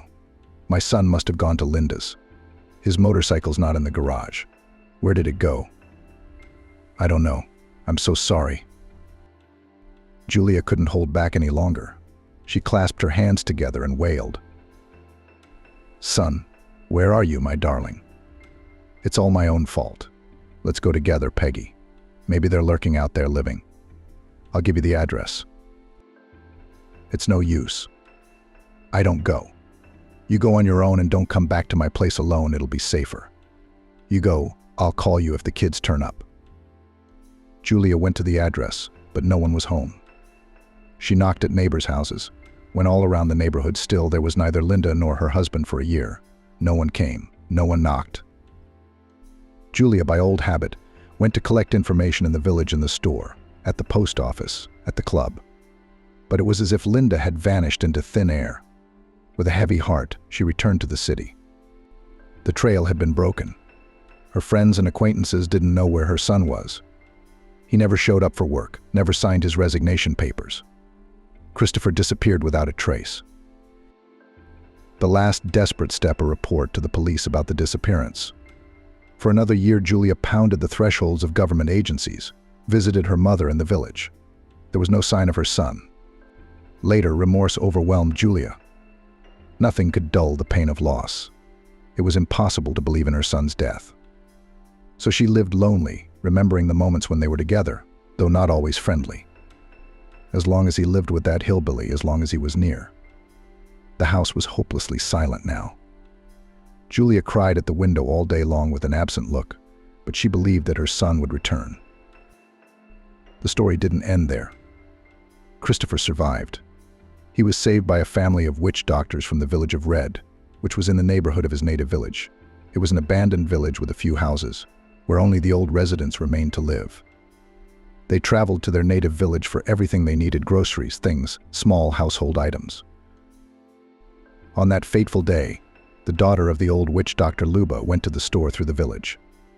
First she saw a mangled motorcycle, and a little farther away Christopher unconscious. What grief! He must have crashed. What a handsome man he was. She sighed and shook her head. The girl's name was Roberta. She was trained in first aid, and often helped her mother treat people. Roberta checked and realized that the young man was alive, but it was not customary for the old-timers to call an ambulance. They lived in the same family, in case of trouble helped each other themselves. So Roberta ran for help. Christopher was taken to Luba's house. Things were bad. The victim hadn't regained consciousness for a week. They searched around the motorcycle, but they didn't find any documents, phone, or belongings. They were taken by a resourceful tractor driver so that there would be no trace of them at all. The stuff was just for his own use. He burned all the papers, even his passport. There was a man and he's gone, missing. The stranger woke up on the 8th day. Next to him sat a black-eyed beauty with a thick braid. When she saw that the patient opened his eyes, she jumped up and cried out, "Mommy, he's awake. Come here." A young but stately woman came in, bent over him, held his hand. "My dear, how will you live now? Where did you come from? What's your name?" But Christopher was so weak he couldn't speak. He shook his head, trying to say something, but he couldn't get a word out. "Roberta, go and get him some broth and tea." "I guess he can't talk. Then maybe he'll write from where?" The man was horrified to realize that he didn't remember his own name. Moreover, he didn't know who he used to be or who he even was. He hammered desperately, trying to get up, fell silent and lost consciousness again. He was later brought out. That's right, resiliently. The guys brought his motorcycle back, put it back together. They wanted to use it to identify the man, but somehow they forgot. It's no use, they thought. After all, the village had hardly developed. A good man, we need him. Christopher didn't remember his former life. It was his fate. Scarlett nursed Christopher back to health. She had fallen madly in love with him.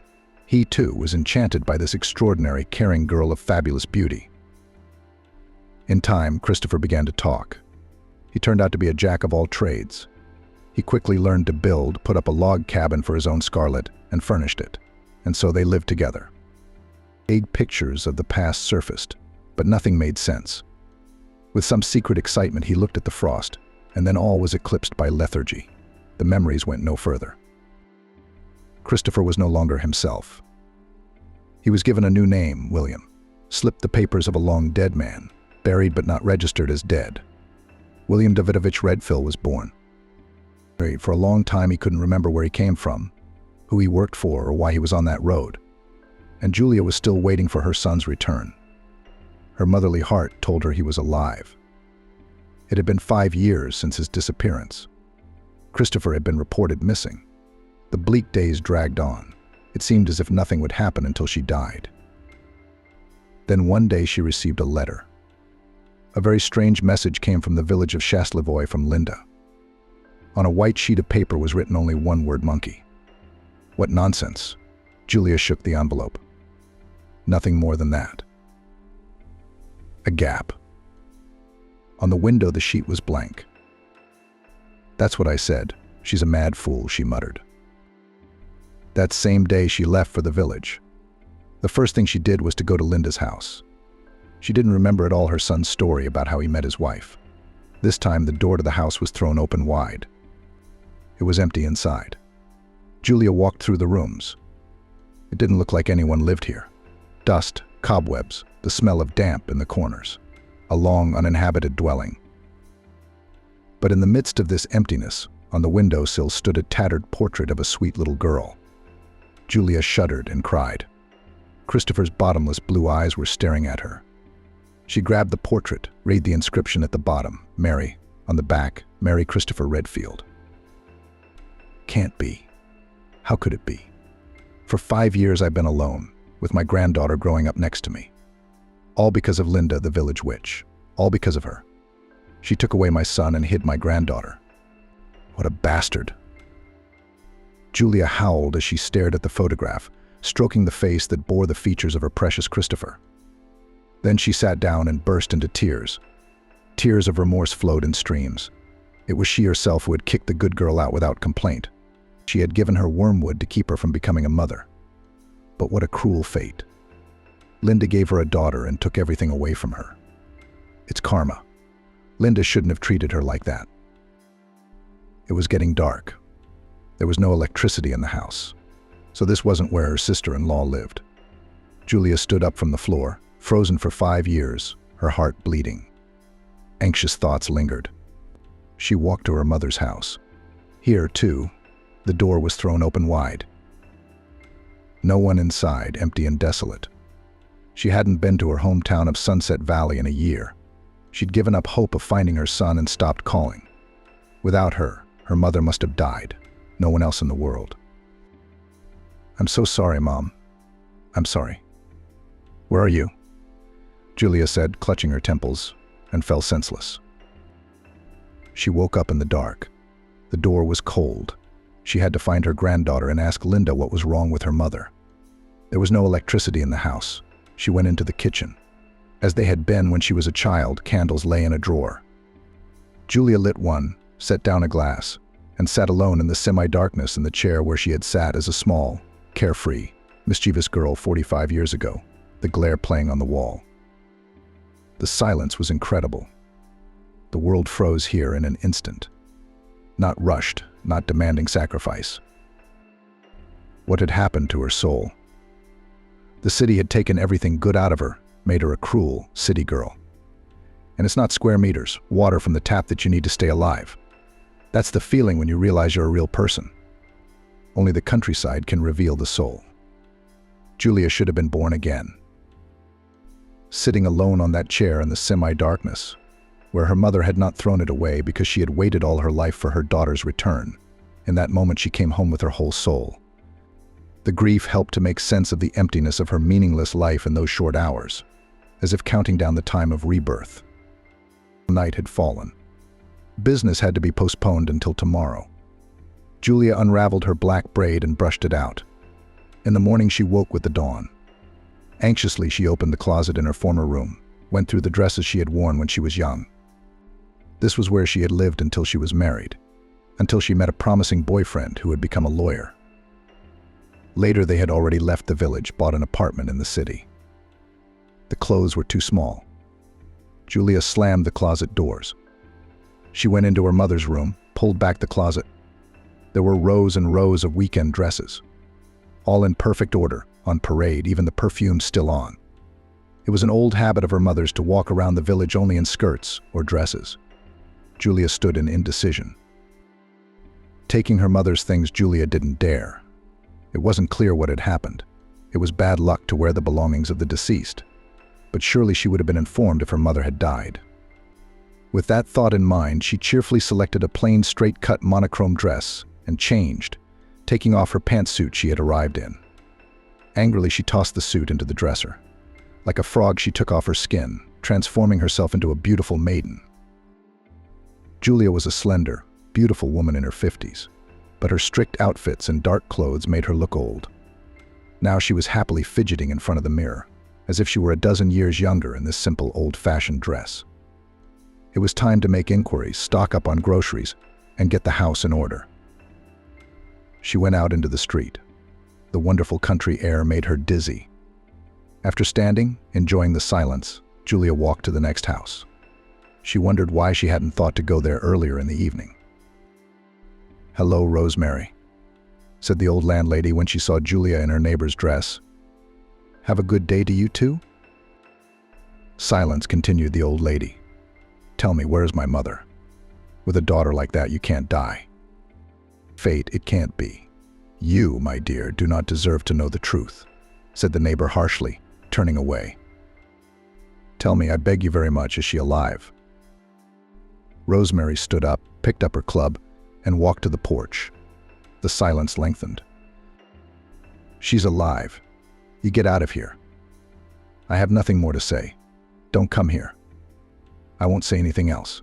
It's up to you to decide how you want to live your life." "Dylan," I shouted loudly, "we'll send Peggy out to graze, and we'll send this one out too," she muttered under her breath, but Julia heard her.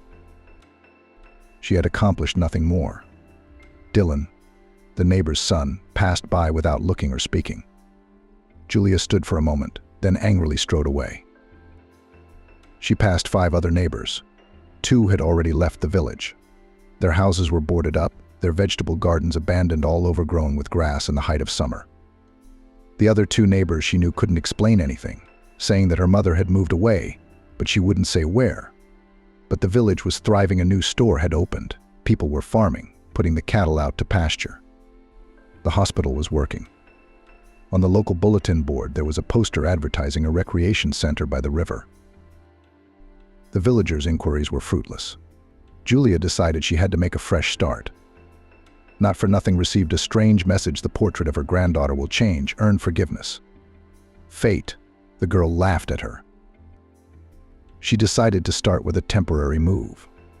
"I rented an apartment in the city, put it on the alarm system. That way she wouldn't have to worry." But she didn't take almost any things with her. Her old taste seemed unacceptable for the countryside. Julia went to the stores and bought suitable clothes for work and everyday life. She spent the rest of the evening tidying up the household, going through the kitchen utensils. Everything was in a poor state of repair. The old things were old. The wallpaper had not been changed for years. Now she realized how much worse the house was in need of repair. She hadn't thought about it, leaving her mother alone in the village. She only threw in a pittance occasionally, sending money a couple times a year. How her mother lived here alone was incomprehensible. And a bitter thought befell the negligent daughter: what if her son had left her alone like that? Would it be easy for her to live? Her heart was troubled. How could she do such a thing? No, she deserved everything that had happened to her. You can't be selfish, thinking only of yourself. Everything will be different now, she proclaimed into the void, wiping away her tears. Julia spent the rest of the evening cleaning the house. She made a list of things to buy in town. Figured she'd go to the village hall to find out when her mother had last paid the light bill. It turned out that the bills had been paid only 3 months ago. The landlady herself came to Linda's house, and she was treated warily, but the payment was accepted. In the evening, the electricity came on, illuminating the rooms with a cold, dim light. In the morning, Julia packed for the city. She drove her car to the village, leaving it at the gate for the night. But after thinking for a while, she went to her neighbor's house, snuck into the house, knocked. It was open. The house was clean, spacious, everything was in order. Her son had done his best to repair the house. Julia felt ashamed that she had never helped anyone. The angry landlady was about to send her away. "Rosemary, I'm sorry. I was mean. It was my fault," Julia said. "What a sly fox," grinned the neighbor. "I won't tell you anything. You know you're right. It's too early to forgive your mother. I must find my son and granddaughter before them. I am guilty. So why did you come to me? Go back to your place. No one needs you here." "I've decided to stay here for the summer. I've been invited," Julia muttered quietly, remembering the letter from her. "What do you want?" I'm going into town to do some repairs on my mother's house. I came here to ask if there's anything you need to buy. Buy whatever Rosemary decides. The neighbor smirked slyly. What are you from the bottom of my heart? Can I help you? Oh, my dear, suddenly smiled neighbor. I can't pretend to be angry for long. Come to me. I babysat you while your mother was at work. To her great amazement, all of her aunt's admitted sternness did not go away. She hugged Julia, wiping away her tears. Wait till I write you a list. And I have to ask my son. He wanted to go to town too. Maybe he could come with you. Rosemary's son was a little older than Julia. As children, they were friends and quarrelsome, annoying each other with various mischief. At 15, Dylan left his mother and went to school to become an electrician. Then he came back, got a job here, got married, made an addition to the house. We had a household, we lived together. How painful it was for her mother to see it. Her daughter got married and never came back. Hey, Dylan. Julia finally found the right words. Hi from the hatch. Dylan smiled, remembering her past offenses. Come on, don't bring up old times. I'm going to town. Your mother made a list. Maybe you should go too. Will you come with me? You're not at the robbery, Julia said. The irony was uncalled for. When she was a kid, she'd thrown herself behind the wheel of his motorcycle, but she'd lost control.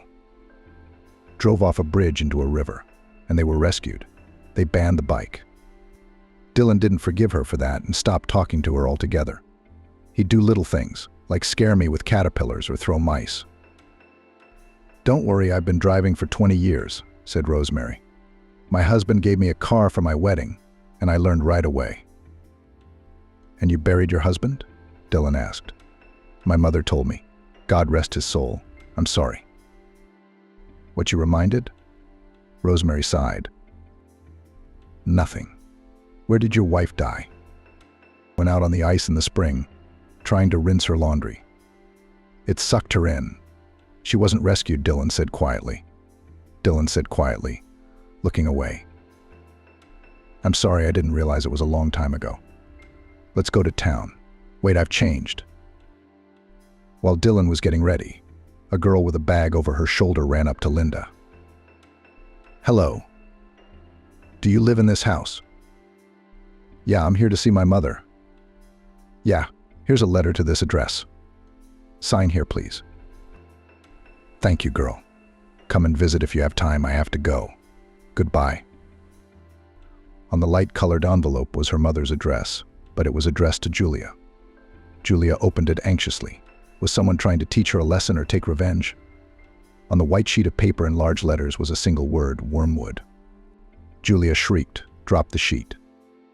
Linda had learned that her mother-in-law's evil deeds could have left her barren. How could that be? Could she have peeked at her while Linda was in the kitchen making herbal tea for her daughter-in-law? What are you standing there for? You got your mouth open? Dylan asked, approaching and seeing the leaf. He picked it up, reading the strange message in amazement. What is this nonsense? Did you get a letter? Your correspondent is obviously not very verbal. Dylan laughed, but quickly stopped, seeing that Julia stood in a daze with a lost look. Let's go. The road was silent. They didn't even turn on the music.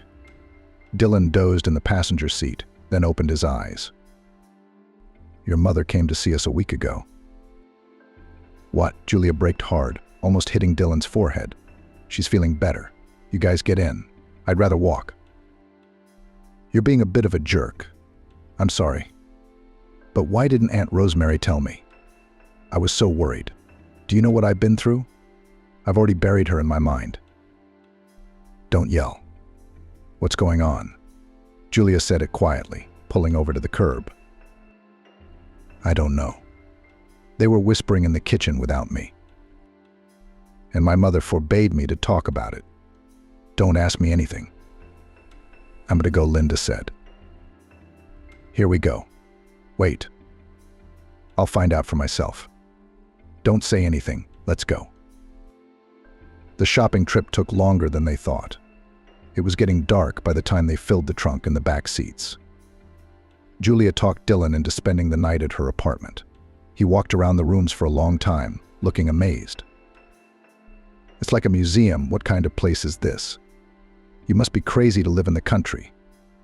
There's a living room as big as your mother's house. Yes, my mother lives in poverty and my daughter lives in luxury. Patricia's herding the flock is marvelous. Dylan, I know everything. Calm down, Julia stopped him. You'll sleep on the couch, come on. I'll feed you, but I won't give you caviar. I'll feed you, you furry hedgehog, Dylan replied playfully. Julia thought that it was unbearable to live alone. Caring for others gave her energy. Dylan was thoughtful, looking at his mistress with respect. The evening was not going well. The guest was obviously hiding something from her, but Linda didn't ask any more. The letters led her to some goal, like stages of tests she had to pass. In the early morning, Dylan got up, lifting Julia. He never left his mother alone for long. He had to help with the chores. They came back when the neighbor had already put the cow out to graze. Why didn't you come back yesterday? Every hour counts. I can't cope anymore. And it's getting scary to spend the night alone, the neighbor said. And then she smiled and invited us to tea.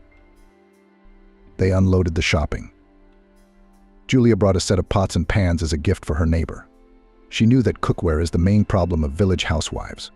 Rosemary went to deny, but accepted the gift. The hut was clean, cozy, warm. The hostess brewed tea, put a film with lambs, jam, and honey. A quiet morning in the village, peaceful. Julia sipped her tea. She looked at her hostess with bewilderment, remembering something. And I suppose you were bitter. I suppose others had a sweet life? Remember that with wormwood? Julia choked. Rosemary was coughing and crying. You eat it with jam from the freezer. You eat it with jam from the freezer. It'll be less bitter, she said with a sly squint. Julia shuddered. Tears ran down her cheeks, and she jumped up and ran out without looking at anyone. This had never happened before. Nothing disturbed her heart. She had easily done mischief to her sister-in-law. But now a long dormant conscience woke up and troubled her soul. Julia sat on the bench at the gate and could not calm down for a long time. There were no thoughts in her head, only tears flowed unrestrainedly, washing away the blackness that lived in her soul. Nancy's granddaughter was to take away the bitterness of life. A little while later, Julia began to unpack. Then she fiddled in the kitchen until evening, took everything out to the veranda, painted the ceiling and walls, deciding to wallpaper. She just mopped the floors. She had a rug, contrary to village tradition. The old kitchen furniture was falling apart, needing repair. Julia persuaded Dylan to help, who willingly patched the holes. He's a real piece of work. In his 50s and early 50s, he's still got the skill to work with his hands, Julia said with admiration. Dylan laughed at the carpet and told him to paint the floors. You can help me organize the furniture. It's up to me to decide what to do. You city folk are all cuckoo. Linda dismissed him. Oh, for crying out loud. All right, let the carpet be for now, and I'll have the floors repainted later. You'll throw that carpet away in 3 days. Let's see how hot you get at the river. I bought a vacuum cleaner. You've never even heard of it? Dylan gave Linda a friendly look, a playful nudge, a playful look. Oh, Dylan, stop pushing me around. Oh, Dylan, stop pushing me around. We don't have time for that. We have grandchildren to babysit. You didn't let me babysit my former grandchildren, he said bitterly. The son of a border guard, he doesn't show his nose at home. It's been 10 years since we've seen each other. Son, I don't know anything about you. I don't know about anyone. I took care of myself. Only my son is left. After his mother died, he cut off all contact with us. He left, as if he disappeared into thin air. He writes letters once a year. What's wrong with that? He's made his own arrangements. He got an apartment in the Far East. But he didn't have a family, Julia said pityingly and hugged Dylan. He suddenly responded, hugged her and kissed her on the lips. Linda was taken aback. Are you crazy in your old age? You don't know anything. I was in love with you when I was a kid. And Madeline, the town freak, was the first one to jump on me. I don't need any more help from you. I'll see you around, Dylan muttered. He turned and walked away. "Right, you're going to teach them a lesson, aren't you?" Linda called out to him. "What's mine?" "Wait, you can't talk here." Dylan came up to Julia, kissed her again, and quickly left. She stood in a daze for a minute, then sat down to drink tea in the newly transformed kitchen, sparkling clean. Dylan had hung the chandelier she'd envisioned, installed a floor clock with a pendulum on the wall, adding to the coziness. Only the old set spoiled the overall impression. So the furniture was worth updating. Linda could order new sofas, a wall, an armchair, a bed for her mom. How easy were these things to do now? Why hadn't she thought about Mom's comfort before? For a week, Julia made repairs, ordered furniture. While she waited for delivery, she painted the ceilings and walls. For more than 10 years, she sat on the couch with soap operas, and now she worked, impressing the neighbors unprecedented for a mature woman's vigor. Her back and arms ached in the evenings, but Julia didn't complain. She endured, glad that God had given her the strength for such an important work. During that week, Dylan visited her more than once, helping with cabinet repairs and rearranging furniture. Julia got used to him, communication became warm, he often stayed late. They remembered the past, made plans. But about Linda's mother, Dylan refused to talk. At parting, he hugged her like his own, but he did not allow himself any liberties, kissing her innocently on the cheek. On the 8th day, the renovation was finished. The old cabinets from the kitchen were dismantled for firewood. For her mother, Julia chose non-tarnished furniture of a pleasant gray shade, which gave the kitchen a new glow. The house sparkled with magical colors with new furniture, fluffy carpets. Julia put all her energies into the renovation and, exhausted of energy, fell asleep on the new sofa. She woke up to a knock on the door. The postmistress Patricia came. The game was dragging on. The family sent a package. Julia opened it anxiously. This time there was no message, just 2 jars with some contents. She opened it carefully, tasted it. Wormwood and the same thing. It's a vicious circle. I chose the right path as a mother a long time ago. I did the repairs. I realized what a despicable thing I'd done to my family. I lost my son. Tell me, haven't we suffered enough? Didn't we? I'm sorry, it's early. It's early, Julia said. Didn't you understand?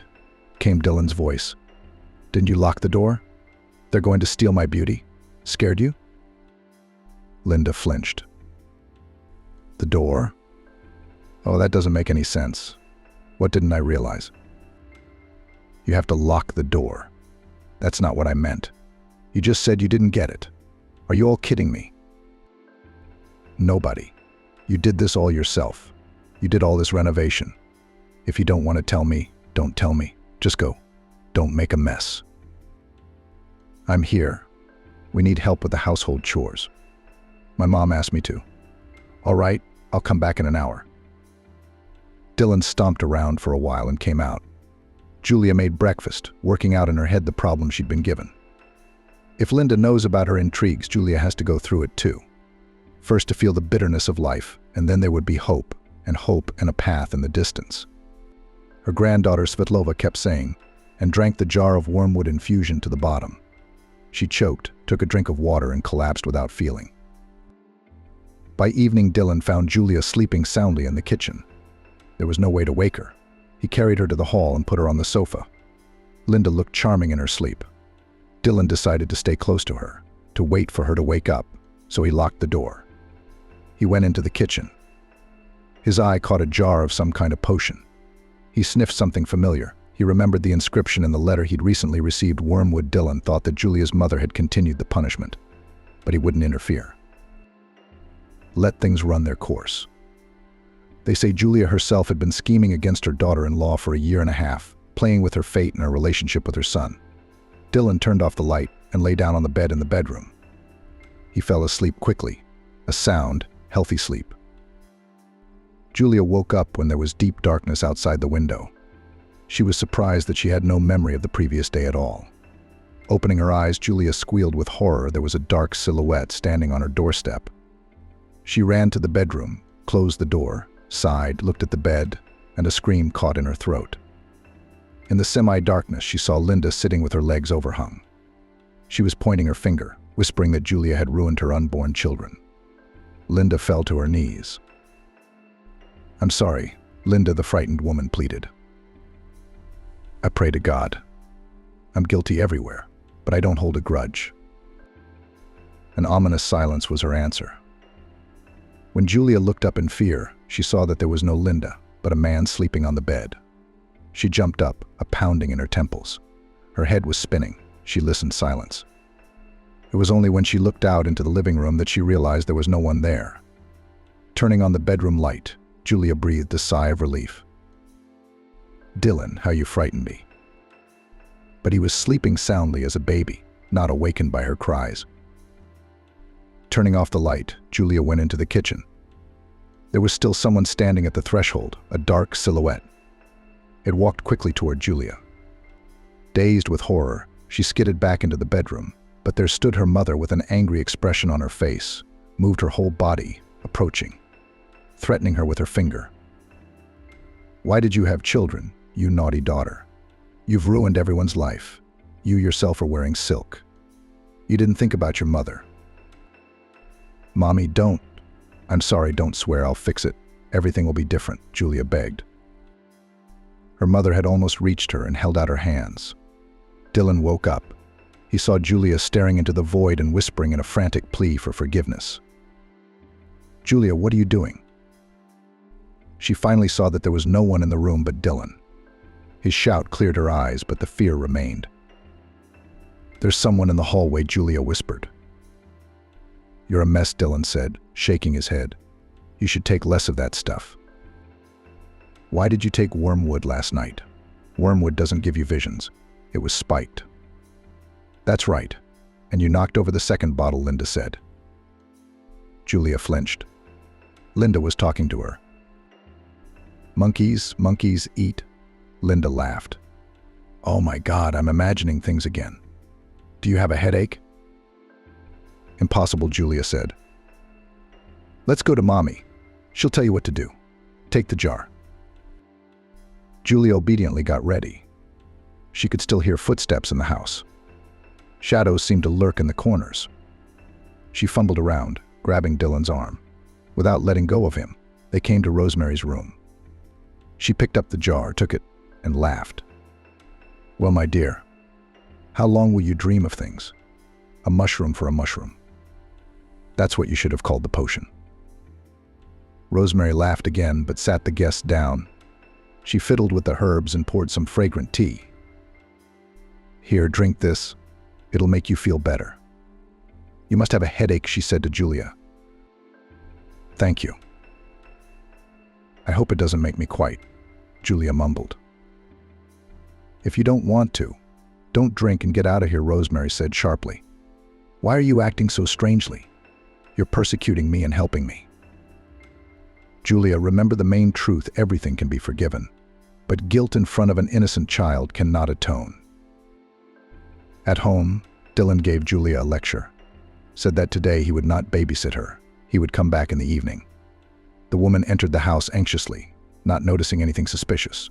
Her head ached hardly at all. She felt like going to sleep. Julia fell asleep quickly, barely putting her head on the pillow. She was awakened by her own voice. "Hello, daughter." Her mother was sitting on the edge of the couch. "Mommy, hello, hello.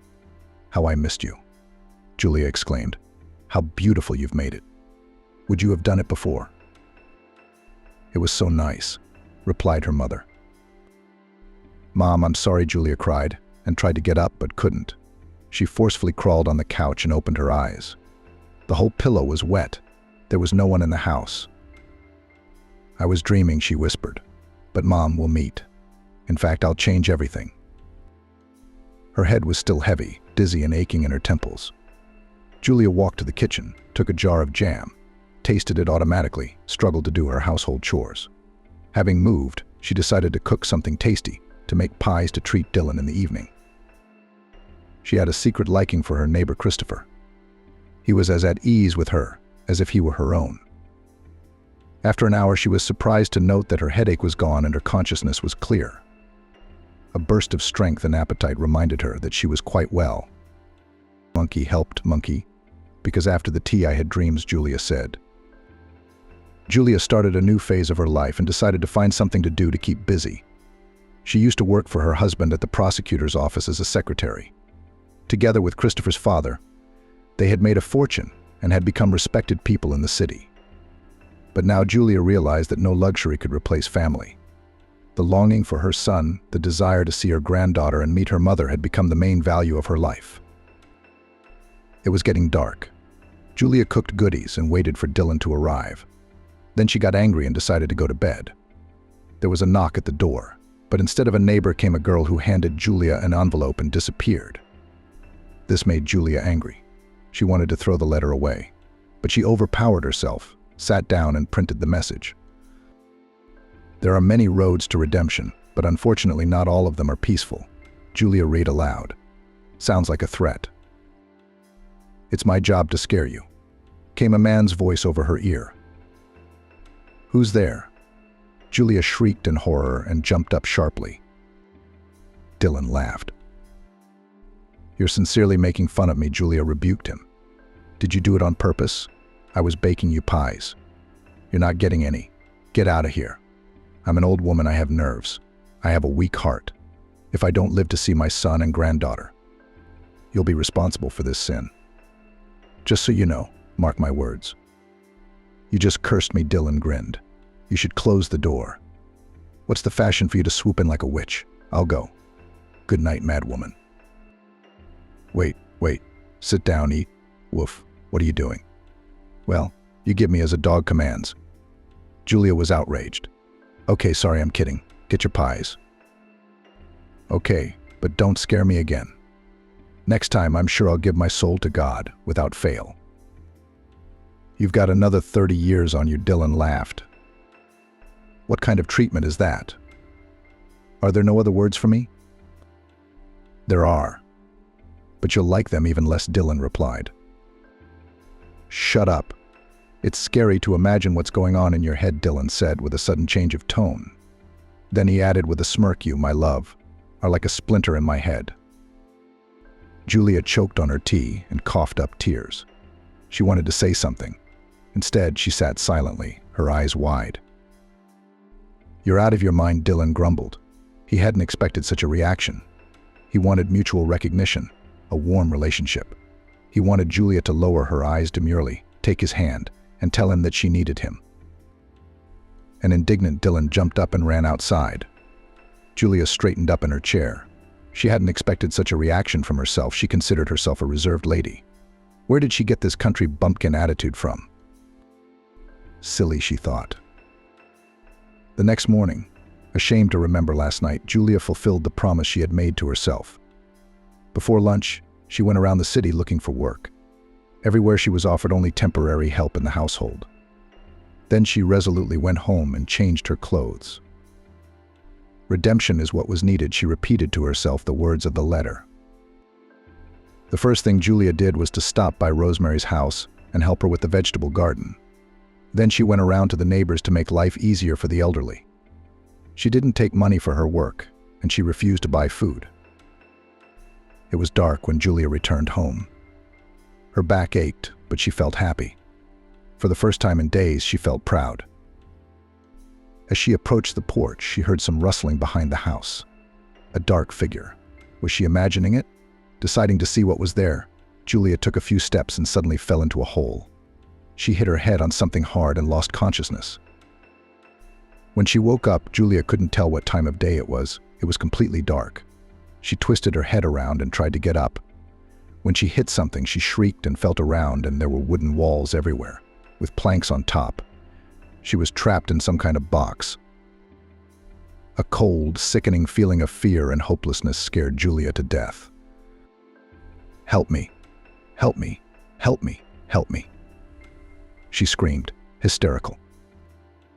It seemed to her as if an eternity had passed, and at last her body quieted.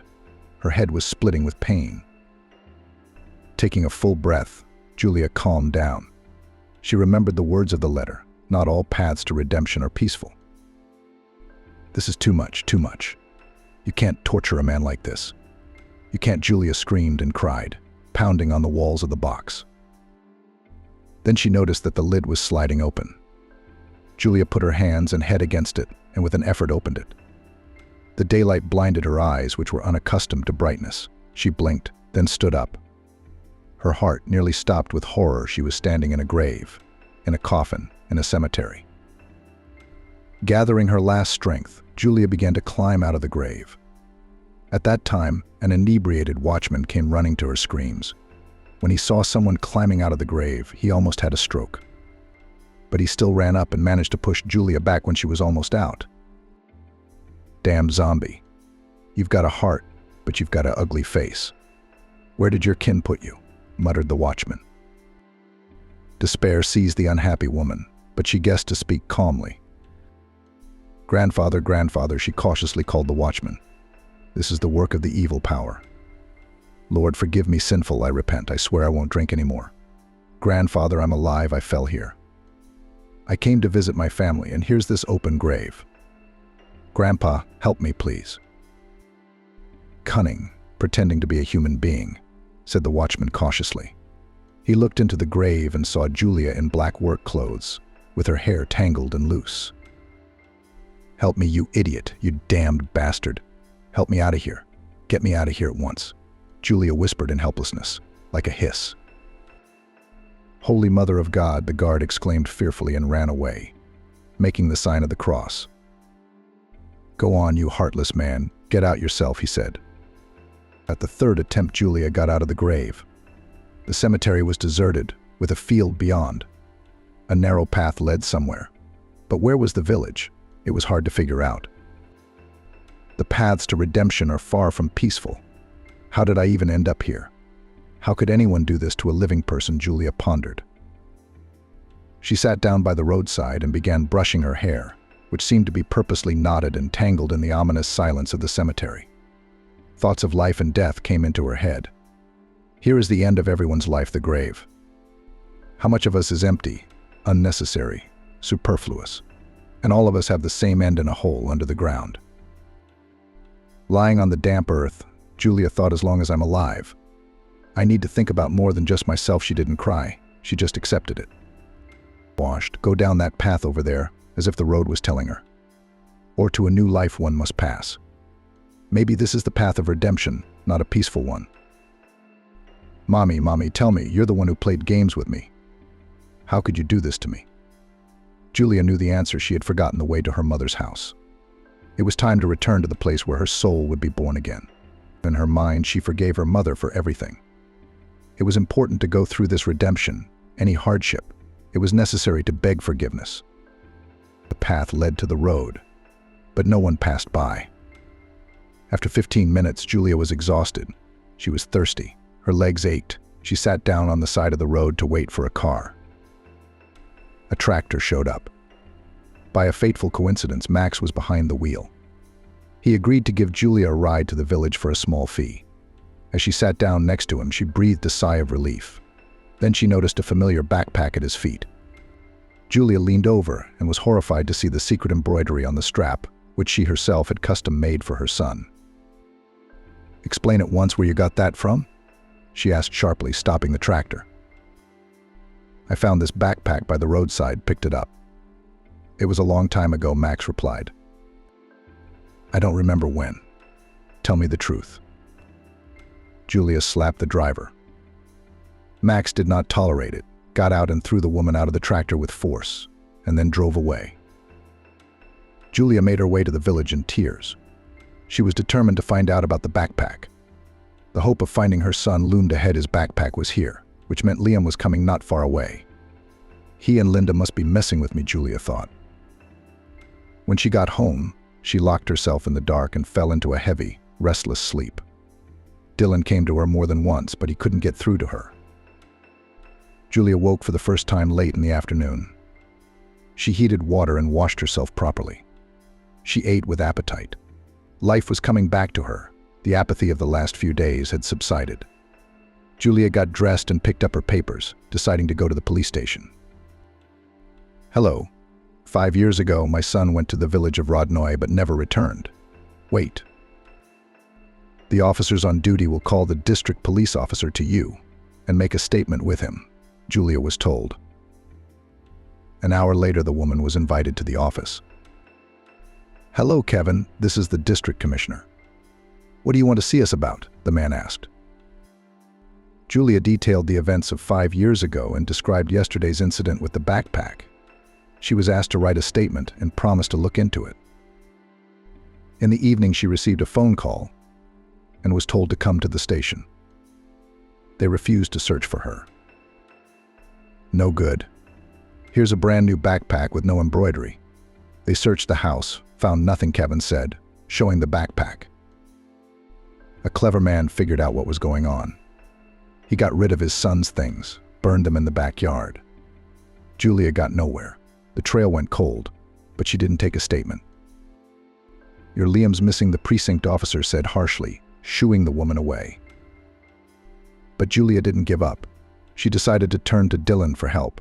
She needed to nail Max to the wall, but the neighbor refused to help. "Are you crazy? Just live in peace. Everything will work itself out." "Don't you understand?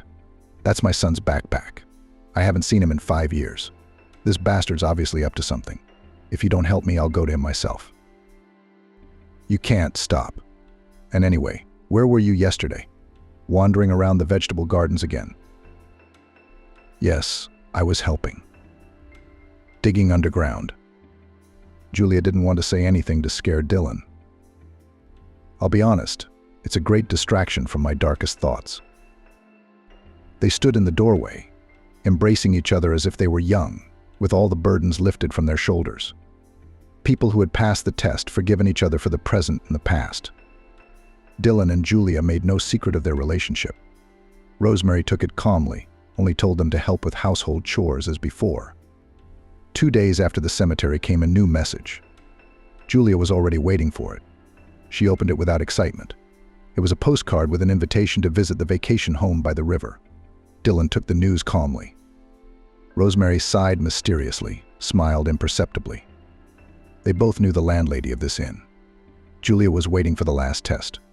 No matter how much she begged, Dylan refused to go with her and remained adamant.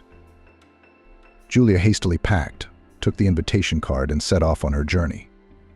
It was a short drive, about an hour on a country road. Then the path changed, and it became more difficult to drive in the field. Every now and then the car bounced on the bumps. Finally they arrived. The rest house, which occupied an impressive space, appeared. Several hunting lodges and a 2-story building were located along the river. At the gate, the guard let Julia through without question. Pulling into the grounds, she read the name. In bright red letters on the hull, it read Morocco. 5 years ago, Linda Svetlova found herself on the street because of her mother-in-law's sneaky schemes. The biggest blow was the betrayal of her husband. He did not believe her, did not support her, threw her out as a mean woman. Linda couldn't bear it. Her heart was broken. There was no point in living any longer. Without a shadow of a doubt, she stepped into the road, but a man passing nearby pushed her away a second before the irreparable happened. Linda's head was only slightly bumped, but she was still taken to the hospital. The doctor told the unbelievable news the girl was pregnant. Only this saved Linda from the terrible pain in her heart. She wiped her tears and decided to live against fate. Linda did not want to return to her husband. She could not forgive his betrayal. There was only one way left to her homeland, to her native village. When she returned, she put the house in order and cried for 5 days after being locked up. She had to organize her life for the sake of her child. Linda pulled herself together. She went into town, quit her job at the store. Peggy, Christopher's grandmother, the same Maria Ilinichna, met Linda at the store and told her to tell the truth. They were more than just neighbors. Linda often helped Peggy in the household, came to visit her. The girl became family to this woman. But Julia did not know this and did not see beyond her nose. In the evening, pregnant Linda could not resist and told Peggy for a long time what she had been through for a year and a half. The neighbor cried, unable to believe her own daughter's meanness. Then the old woman took Linda in to help her through this difficult time. The girl got a job in a bakery and managed to help her patroness. When Julia came looking for traces or news, her sister-in-law was in the next room. She was also the one who bribed the villagers to make her mother-in-law think Linda had not returned to the village. Not for a second did the daughter-in-law feel sorry for her mother-in-law. But the news about Christopher alarmed her. She began to search for him. Her first attempts to find her husband proved futile. 7 months later, Linda gave birth to a daughter and named her Madeline. One day, walking on the bank of the river, the girl thought how good it is in the village to rest from the city. After all, it is a very good idea to build a house on the shore so that the townspeople could rest in it. This thought she shared with Peggy. To Peggy's great surprise, she brought the whole 2 million wrapped in a dish towel. Wow. How did you get so rich? I've been saving. Julia used to give me money like a dog. I couldn't spend it. She didn't set eyes on me for 5 years. Christopher used to come and leave me some money too. I'd save it up. I'd give it to a good cause or a church. I don't need anything myself. Take it. I'm sorry to you.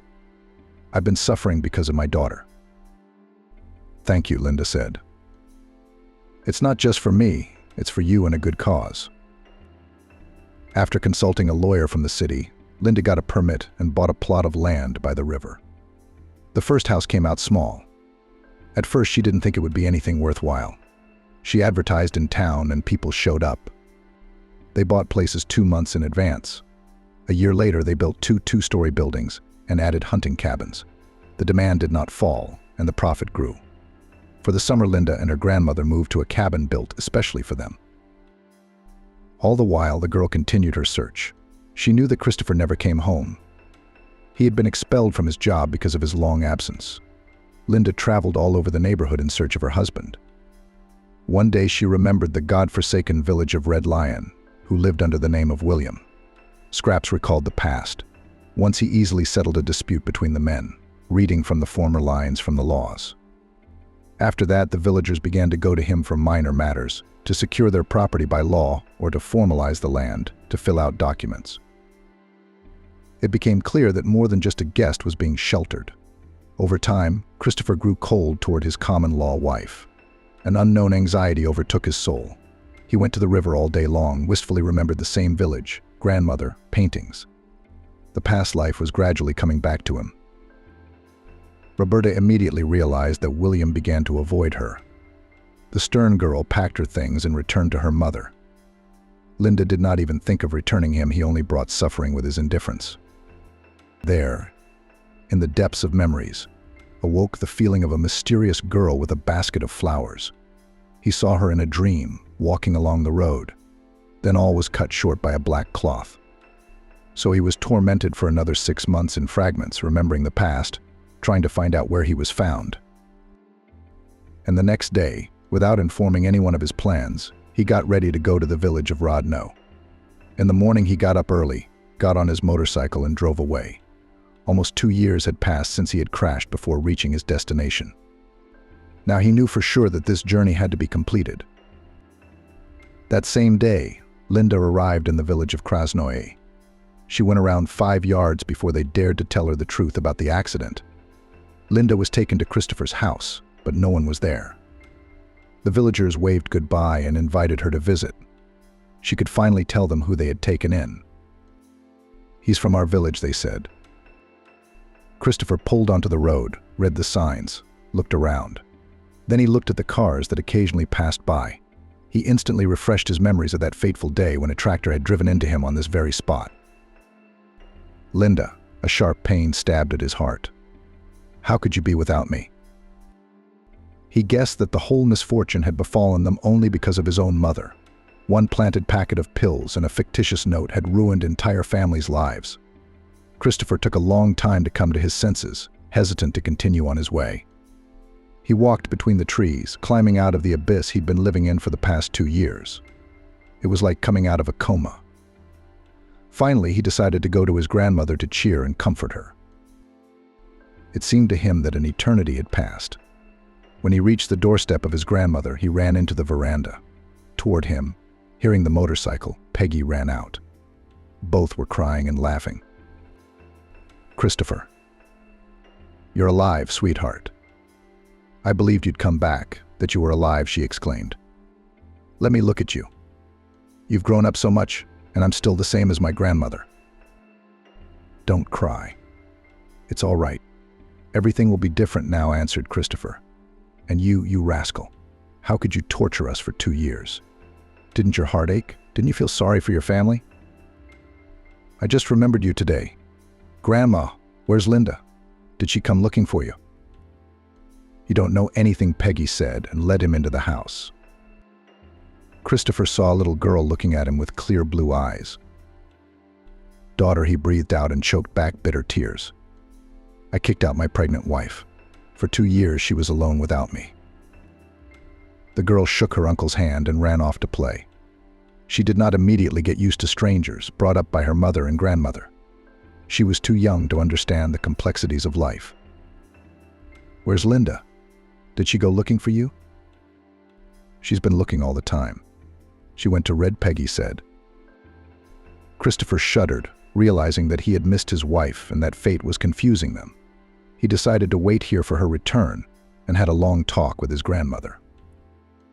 Peggy told him bitterly, "Your mother, Julia, not only Linda, but your other girls were scared away from you, from your son. She once even confessed in a fit of despair how she had separated you from Linda, how she had written that letter in your name, how she wanted to make her infertile." Christopher could hardly believe his mother had arranged such meanness. A lump came to his throat.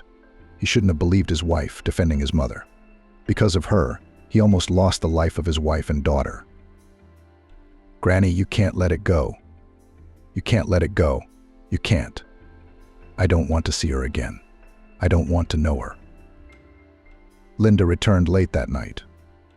As she approached the house, she saw Christopher's motorcycle, burst into tears and rushed into the house.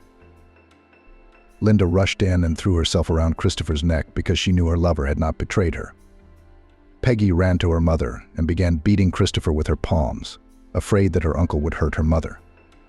They decided to all live together, but they moved into a vacation home that needed owner supervision. Peggy stayed on, promising to move in with her grandson and great-granddaughter later. The vacation home prospered, growing. Christopher's help proved invaluable. With the property properly registered, they expanded and ran the business wisely.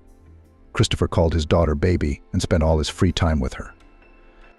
The girl loved her father and became attached to him with all her heart. For 3 more years, Christopher did not want to hear anything about his mother. Time has softened him a little, and he decided to forgive Julia. But only by changing would she be forgiven. Christopher himself devised a plan of redemption. Linda and Peggy did not immediately accept the offer to teach their mother a lesson. It seemed too cruel a way to bring Julia to her senses. "What? Christopher, we've already suffered for 5 years, just like Linda lost you. Julia didn't even spare our future children," said Peggy. "I never drank her poison. It was impossible to drink that stuff. Sometimes the decoction was switched, and sometimes it poured out," Christopher replied. "What did she use? Wormwood. Let her drink the wormwood herself." It was like this. Christopher had been living in the house of Rosemary, a neighbor. When Julia came to the house, the son was in a room a few feet away from his mother. He was glad she was near, alive and well. But changing her character was more important than meeting her. For the time being, Peggy moved into Christopher's house at the recreation center. Christopher wrote a message, changing his handwriting beyond recognition. He wanted his mother to feel a little of what Linda had experienced. It didn't seem enough for him to just confuse her. He invented a whole epic of redemption, remorse, separation from his granddaughter, the bitterness of loneliness. Rosemary also made the frost and wormwood. The wormwood was laced with sleeping pills and hallucinogenic grapes. It seemed unnecessarily extreme. But Christopher persuaded Rosemary's neighbor that there could be no harm. The drugstore had a remedy for the poisoning, which they put in the drink. Christopher came in at night when his mother drank the wormwood concoction, worried about how she was feeling. But it turned out that the son only aggravated the situation, scaring Julia to death. The story of the repairs and help stunned Christopher. It was beyond his plans, but it was a good sign. Julia changed beyond recognition, started dating Dylan. The neighbor was against this punishment, but he couldn't change anyone's mind. Only supported Christopher in her troubles. The hardest step for the son was the story with the cemetery. But one day he cheated death himself, as if born again. He looked at everything with different eyes. He wanted his mother to feel the same way.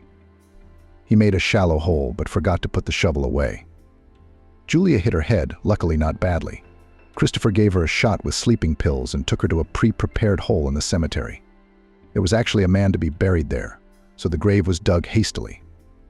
He had made something that looked like a coffin, more like a box with a lid that could be easily removed from the inside. He had even carefully placed a pillow. Later, Christopher was horrified at what he had done, but remembering that Linda had lived in hell for a year and a half and had almost lost her child, he calmed his conscience. He waited anxiously for his mother's return. He knew that she would be picked up by the locals on the road and that her lust for life would take its toll. Julia returned in a sorry state and then went to Kevin, the precinct commander. But Kevin knew Christopher's history and was even friends with him, taking advantage of his legal knowledge on occasion. He called Christopher beforehand and asked what to do. That way Julia didn't find out ahead of time that Christopher was alive. Perhaps the son's decision to leave his mother in the dark was too cruel. For 3 years he held a grudge. The only thing he couldn't forgive was Linda. Peggy and Grandma Rosemary softened his heart. They sympathized with him wholeheartedly. Linda and Rosemary wanted to tell Julia several times that Christopher was alive, but they did not dare to interfere. The long-awaited moment had arrived. Julia arrived at their vacation base and walked into the main building. There was no one in the lobby. An Indian tune was playing. She looked around, saw the television, and was taken aback. Pictures of her granddaughter, mother, daughter-in-law, son were changing one after another. Christopher, she whispered quietly with tears. "Sorry, Mom," came a familiar voice from behind her. Julia turned around, saw Christopher, cried out, and collapsed. She had to call an ambulance. Later, her condition worsened, and Julia was taken to the city clinic. The woman had suffered a stroke. Christopher could not believe what was happening. Instead of a happy reunion and family reunion, he drove his mother to the hospital. Peggy, without a word, packed up and left for her home in Miami. The magical transformation of the dwelling hurt her heart. Everything had already been lovingly arranged. Her daughter Linda had performed a miracle with her own hands. The old mother sat on the new couch, thinking that Julia had recently slept there. "I forgive you, my daughter," she said tearfully. She lay down on the couch and fell asleep. She never woke up again. In the evening, Peggy was visited by Dylan as usual, but it was too late. He broke the sad news to Christopher and Linda. 3 days later, the funeral was held. Half the town was there to say goodbye to Peggy. Christopher and Linda wept uncontrollably. Their daughter Nancy screamed loudly, not understanding why her beloved grandmother was buried in the ground. A week later, Julia was discharged. Still recovering from the blow, she tried to speak, but nothing came out. She could hardly move, mumbled and cried. For the first time, the family lived at Peggy's house. Christopher dropped his mother off, gave her massages, made her exercise, and in the evenings got on his motorcycle and rode off somewhere. He couldn't forgive himself for the anger he harbored toward his mother. Whatever she is, she's still family. He himself is just as bad a person. He himself must walk the path of redemption. His mother's illness and his grandmother's death weighed heavily on Christopher's shoulders. Dylan came to Julia, took her in his arms, put her in the stroller he had bought for her, and they walked together along the river. After 2 months, Julia began to talk and walk on her own. "Dylan, I want to go home," she said. "Where to?" "To the city," Dylan asked. "And son? Granddaughter, are you with me? How can I leave my mother?" "Will you visit?" Julia asked. "We'll get her a helper." Dylan was really attached to Julia. After some thought, he agreed. The next day, while Christopher and Linda were at work, they left for the city. Christopher was informed of the move by Rosemary. She shook her head sternly, and from then on stopped all communication with him. 10 years passed. Young, beautiful Nancy, who was now jokingly called Maria Lovna, graduated from high school and entered teacher training college. Over time, Julia grew stronger, recovered. In the city, she took a rehabilitation course at the best clinic. She and Dylan moved to the country for the summer. They stayed with Christopher and Linda. Rosemary lived in the city with her son for 5 years. She passed away quietly, with God's blessing, buried next to Peggy. We were neighbors, and we still are. The family council decided that Nancy would now live in town like a queen. They entrusted her with Dylan's ancestral apartment. Julia and Dylan sold the house in the village, gathered up their savings and traveled. Too many painful memories were here. Christopher and Linda sold Peggy's house, deciding to leave the village. They bought a condo in Miami, hired a manager for their vacation home base, and moved in. They visited their daughter almost every month until she graduated and got a job in her home village as an elementary school teacher. Julia and Dylan came to visit to see their granddaughter. They traveled to every city in the United States and then went abroad. Over time, the vacation home passed to Nancy, who stayed true to the land where she was born. Every summer she came to the cemetery with a basket of peanuts to visit her grandmother. The mom didn't cry, or become hysterical, or numb, or scold the men, or pity her daughter touchingly. She behaved in her usual manner. Sitting down opposite, she reached across the table and stroked Violet's palm. "Violet, it's for the best that you saw his true face," she said. "They're like that nowadays anyway, dumped sooner or later, even in the hardest moments of life. If it hadn't been for Deborah, someone else would have come along. Be glad you won't have to regret the time and effort you wasted. Come on, honey, let's make lemon cookies for ourselves." "Mom, are you kidding me? What cookies? I can't breathe," Violet sobbed. Mom just let her sob, looking on with understanding and concern. She waited patiently for the tears to dry up, and then she brought a glass of water and said, putting her arm around Violet's shoulders, "It really helps a great deal in such cases to do something familiar and ordinary. Of course, except for unpleasant chores like cleaning and washing dishes, I can't stand both. Although I love cooking and can create a culinary miracle from the simplest and cheapest products. I hate to wash dishes and make clean without any caprice," sincerely informed the mother of her fans. And the frightened lovers of free coziness quickly disappeared. Violet didn't work out like Mom. She didn't know how to stand up for herself, so they took everything away from her. So they took Max. That's what she should do. 6 months ago, Violet had a happy accident. She was in the right place at the right time, and her humble life miraculously changed. She had just graduated from teacher's college and came to work in a kindergarten. Many old acquaintances were surprised by Violet's unfashionable choices. She studied well at school, without any special efforts, and could have chosen a more prestigious and profitable specialty. Only her mother, grandmother, and friend Deborah were not surprised. They knew that Violet loved babies, and babies adored her. Since Violet herself had had time to grow out of toddler's your age, hadn't she? And there's no point in resisting the calling. Of course she won't stop at college. She'll combine her major with work. Violet was given a junior group of 15 3-year-olds, 10 of them boys, and half of them hyperactive. It's a roller coaster ride of a shift. Her magical ability to calm children will definitely come in handy here. The 5 tiny girls in Violet's group were amusingly different from each other. 2 princesses, 2 shy, thoughtful. And Tara slid down the roof of the children's slide like a monkey, or twirled around in a pretty dress, or looked at flowers, beetles, and butterflies, trying to remain almost invisible. The little girl herself was neither battered nor intimidated. She was just cozy enough to ponder alone. After watching her teacher for a couple days, Tara decided that she could be trusted, and when she felt like it, she showed her findings or drawings. She loved to draw. Violet couldn't help it. She had grown attached to the little girl and loved her more than anyone else. Her mother usually came to fetch Tara, a small, graceful blonde, a little older than her teacher, gentle, polite, and not verbose. She seemed to be an enlarged copy of her little daughter. She raised the child alone and often looked sad and tired. According to the headmistress, they lived in threes: Tara, her mother, and grandmother. But the grandmother had not yet been seen in the kindergarten.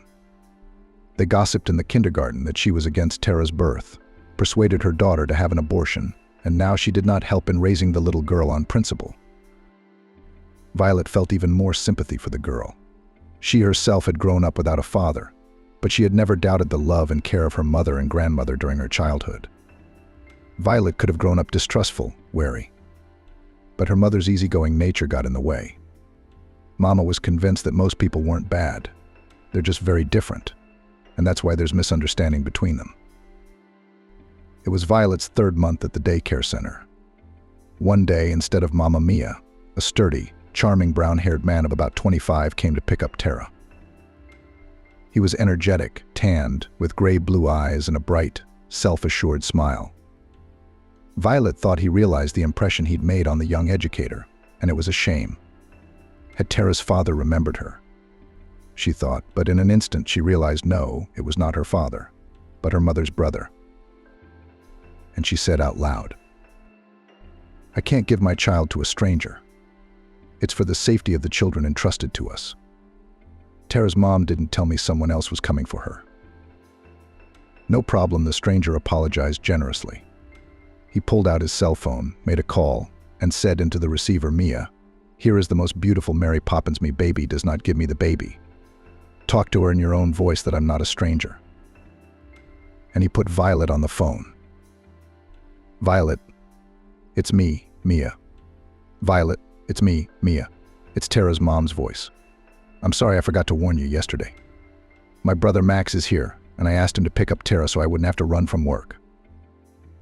As tanned Violet knew, Mia's accountant has a strict boss who would rather stay late at work than leave early.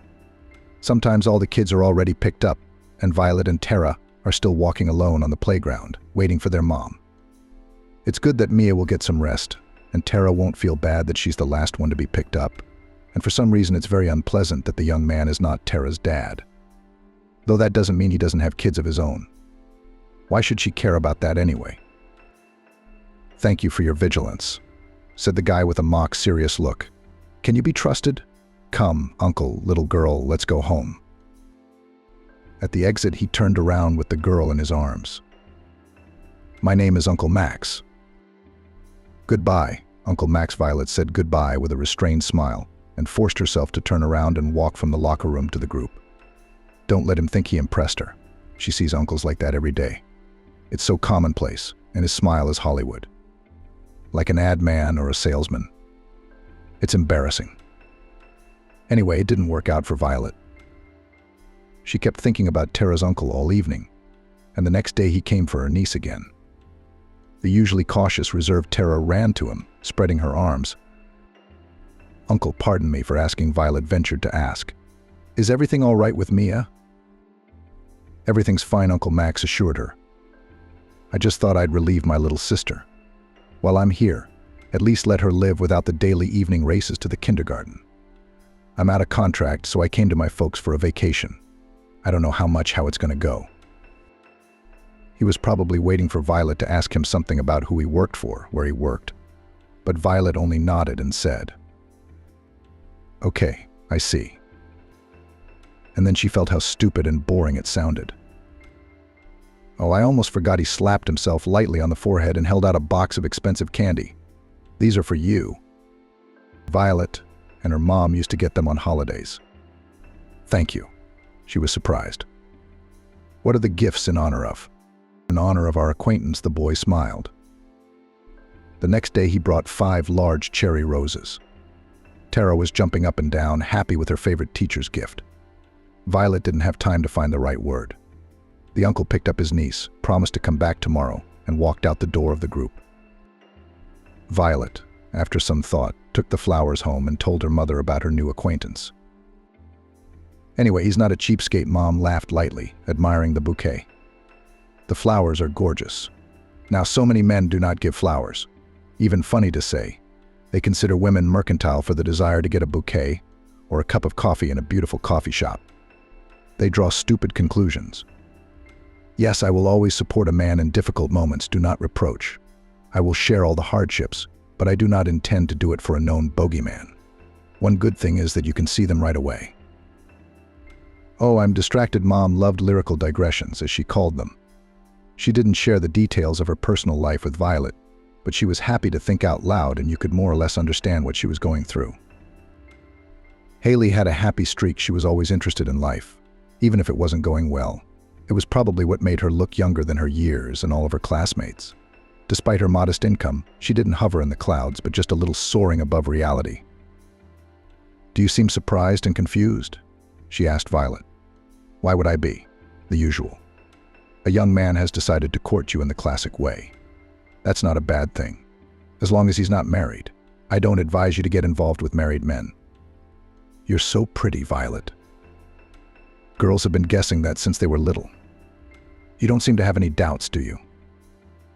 With a modest smile, she added, "Just a piece of antique window dressing." A modest beauty. My mother always managed to make me feel confident that everything would be all right. The next day, Max came to visit again. He took out of the inner pocket of his jacket 2 rectangles of theater tickets. "Let's go to the theater on Saturday," he suggested. "I mean, really, I'm just asking if you'd like to go out with me, Violet." "We could try," Violet said. "It's a really good theater."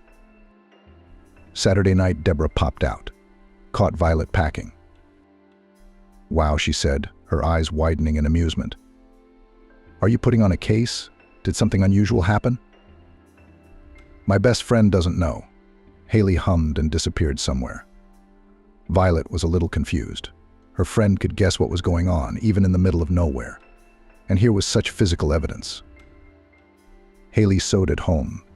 She could use ready-made patterns or custom orders, coordinated down to the smallest detail. She could use her own imagination when the customer didn't know what she wanted. Clients were very different. They paid not only in money, but also primitive natural exchange, as Mom called it. The sewing of a strict business suit was partially paid for by a piece of artificial tie silk from one client. Haley hadn't been warned of this turn of events. She was counting on the full amount in cash. She and Violet were just going through another rough patch. That was Haley's expression, too. That's what she called periods of no money. But Violet's times were the same, and she hoped to get out of them by going to the interview in the suit Haley and Pasha had made and getting her dream job. "Will pay, but it'll do." Haley agreed, looking at the narrow piece of smooth, navy-colored fabric. And 2 days later, they sewed Violet an elegant new suit, and her daughter a simple, elegant dress. Coco Chanel had a little black one, Haley announced. And Violet will have a little turquoise one. It suits the brown girl. "Mom, but it's a masterpiece." Violet exhaled sincerely, wrapping herself twice in her new clothes in front of the mirror. "But now I have to think up where to wear it so as not to offend him." "Oh, if there was a dress, there would be occasions," Haley assured her. Deborah had tried to borrow a dress once. She'd counted on it, but it was tailored to Violet's exact measurements. "I'll be sure to sew something to fit your tantalizing thighs," Haley comforted Violet, and the dress waited in her closet. Deborah looked at Violet now and made a quick judgment. "Let's just say you haven't had time to tell me what's new, but now you're just not going to get away with it. Nothing much has happened, or you'd be the first to know." Violet assured me, and it was true. Violet and Deborah had been friends since kindergarten, ever since Deborah's parents had come to town and put her in preschool. No one could explain why such different girls had become such good friends. But they had never even quarreled once. Somehow there was no reason. Deborah's self-love, named after her grandmother, suited her rare name Deborah very well. There was something icy about it. If their school had a casting call for the role of the Snow Queen, Deborah would definitely be chosen. And no one could blame her for anything. She wasn't angry with anyone. She didn't fight with anyone. She didn't gossip about anyone. Deborah wasn't perfect. She just had little interest in other people. For a select few, she made an exception, and among them was her childhood friend Violet. Haley was very pleased with their friendship. In her opinion, the compassionate Violet with her gentle charm was a wonderful influence on her daughter. Violet had been told this with a smile by her own mother. "That's what she said. I'm quoting you. Almost exactly. But I know you're a good person without her." Deborah wasn't so easy to get away from. I had to tell her about Theron. "What an uncle." "To think of it," said Deborah. "I personally talked you out of working at the kindergarten. And do you remember one of the main arguments?" "Yes, I do," laughed Violet, pulling her blue suede shoes out of the box. "It's boring because you don't meet anyone. It's all moms and grandmas." "I'm going to admit I'm wrong," Deborah said. "You introduced me to him. You know I'm realistic, and I'll tell you what your Uncle Theron's breathing." "He's not mine at all," Violet said. "We're not rushing things yet. We've only just met, and we're just going to the theater. Maybe the man left his hometown a long time ago and has no friends left here, no one to go out with." "And I thought you'd be interested in my opinion," Deborah said. "If I had someone, I'd introduce you right away. And by the way, he could take his sister to the theater. And he's taking you. By the way, what does he do? A petroleum engineer. He used to work in the north, on shifts. Now he doesn't want to work anymore. He's looking for something with a regular schedule and closer to civilization. He's not poor, I guess, Deborah remarked. Tania, are you sure you're not married? Isn't there a Yakut woman waiting for him in a yurt in the far north? I know Yakutia, Violet grinned. It's given to you. Just tell you something. And so it went. In fact, it was fortunate that Deborah came in while Violet was giggling, wondering if she looked good enough. While you're waiting for a meeting, you realize that your fears of appearing boring are useless and silly. And still you think about it like ants running around. When Max called, Violet was long gone. They were sitting in the kitchen, Haley knitting and drinking coffee and chocolate chip cookies. Violet was just waiting and trying to appear casual. I'll be right out, she promised into her cell phone and looked out of the fourth-floor window into the street. Deborah followed. Audi, she stated. I wonder if it's a credit car. Everything was going great. Classic, as Haley would define it. After a few years of working in the north, Max had planned a 2-month vacation with his family. Then he had plans for Moscow, especially since it wasn't far away. 2 years ago, he had already bought a studio on the outskirts and had been renting it out all this time. Now they would ask the tenants to vacate the apartment for the landlord. He would live and look for a job in Moscow. By the end of the 2nd month in his hometown, Max made one more item in his plans. One Saturday night, he unexpectedly came to visit with a bouquet and a cake. He met my mom and immediately announced, Haley, I have serious intentions. I want to marry Violet. I'll be honest with you. We'll have to wait. I need to find a job in Moscow that will allow me to provide for my family. I'm used to good wages in the north and to civilization. It's harder to find such a salary. If I don't find it yet, I'll go back on shift. I need a bigger apartment for my family instead of a studio. I see an active man, Max, and that's not a bad thing, Haley said. But I'm guessing this is the first time Violet has heard about your plans together. It was the plain truth. Violet was caught off guard, and she wasn't good at pretending. In those 2 months, she had fallen so self-consciously in love that everything else in her life had taken a back seat, seemed unimportant. She felt so good that she was afraid to think of the future, lest she jinx it with her plans. Violet had never been superstitious before, but now she was. She dared to look only very far into the fact that Max was going to Moscow. They would call each other. He would start coming for the weekend, as he had promised. She would wait and rush the weekend. How long it would last, she tried not to think. I wanted to talk to both you and Violet at once, Max said. Violet, will you be my official fiancé? I agree, Violet said. It wasn't how she'd imagined it, but she was still very happy. She wanted to hug Max, but she was shy in front of Haley. He too was sitting there as solemn as a principal at a banquet. I'll bring the ring back from Moscow. There's no good jewelry store here, Max said. I'm sorry this was so awkward. We understand that not everything can be calculated and planned, Haley reassured him. A spontaneous decision isn't always worse than a well-considered one. Was I lucky to have a mother-in-law? Max exclaimed. Your mother-in-law sure is, assured Haley, and I'm all for total non-interference. Yes, Mom, she really is, Violet confirmed.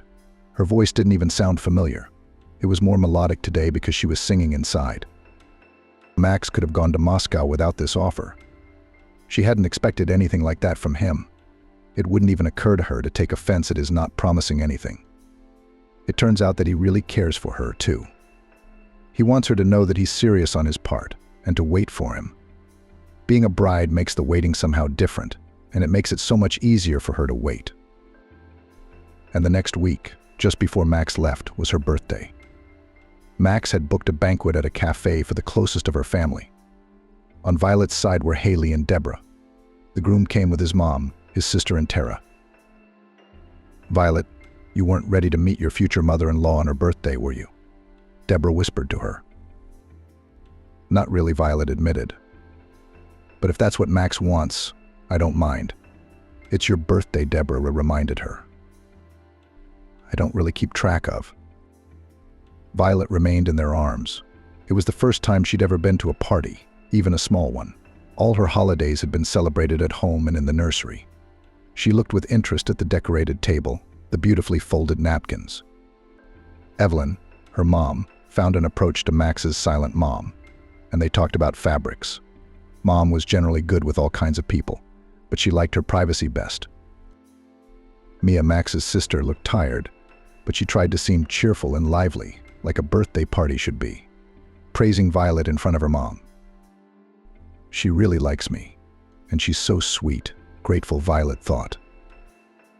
Deborah wandered from table to bar to chat with the Chinese bartender who had inexplicably been blown into their town by the wind. This bartender, she moved gracefully across the banquet, showing off her beautiful legs. And the bartender should have been grateful. Patrons from the neighboring room began to pull up to the counter, clearly because of the blonde beauty unperturbed. "You and your friend don't look alike at all," Max's mom told Violet as she watched Deborah.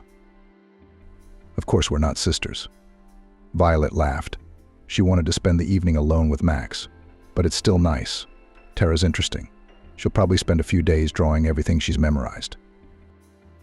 Max gave Violet a new cell phone for her birthday, and 2 days later he left for Moscow. And the usual routine began. Violet tried her best to get away from work, to switch off.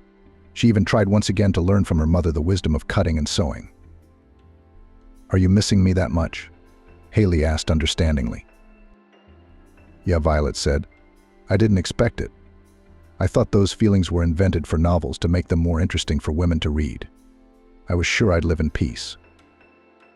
"Wow, I'm sure she wasn't with your genes," smiled Haley. "In consolation, I had strong feelings and I don't regret it at all. I'm glad I did."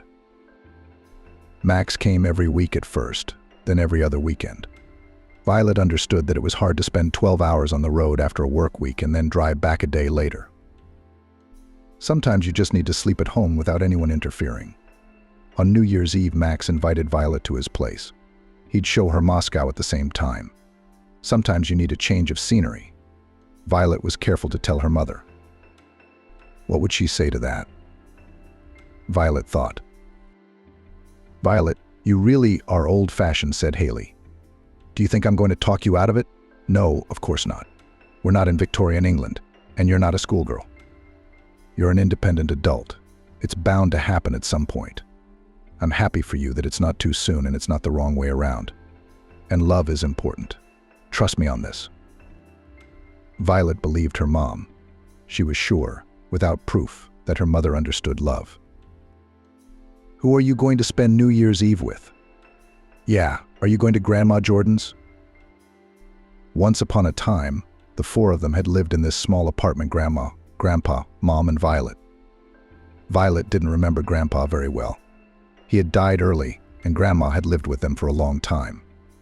2 years ago, she had come from the market and told them from the doorstep that she had met an elderly gentleman who had selflessly helped her carry potatoes and other vegetables home. She wouldn't have bought so many if the gentleman hadn't come along. She decided to take advantage of the opportunity, said Grandma. Grandma's acquaintance turned out to be a resident of a neighboring town.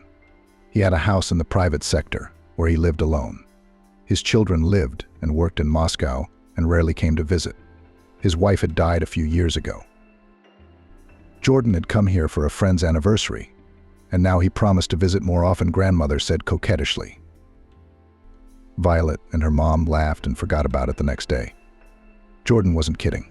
He came to see Grandma, and one day she asked her girls for permission to bring him to visit. But Jordan and I aren't college students. We can't go out to restaurants. He tries to take me out for tea and cakes, but in our cafeteria at the supermarket we'll not sit for hours, said Grandma. And we're not interested in the movies. We want to socialize. Of course, Haley and Violet invited Jordan. He turned out to be a nice man. This former physics teacher, a man of rare manhood, he introduced himself, chuckling.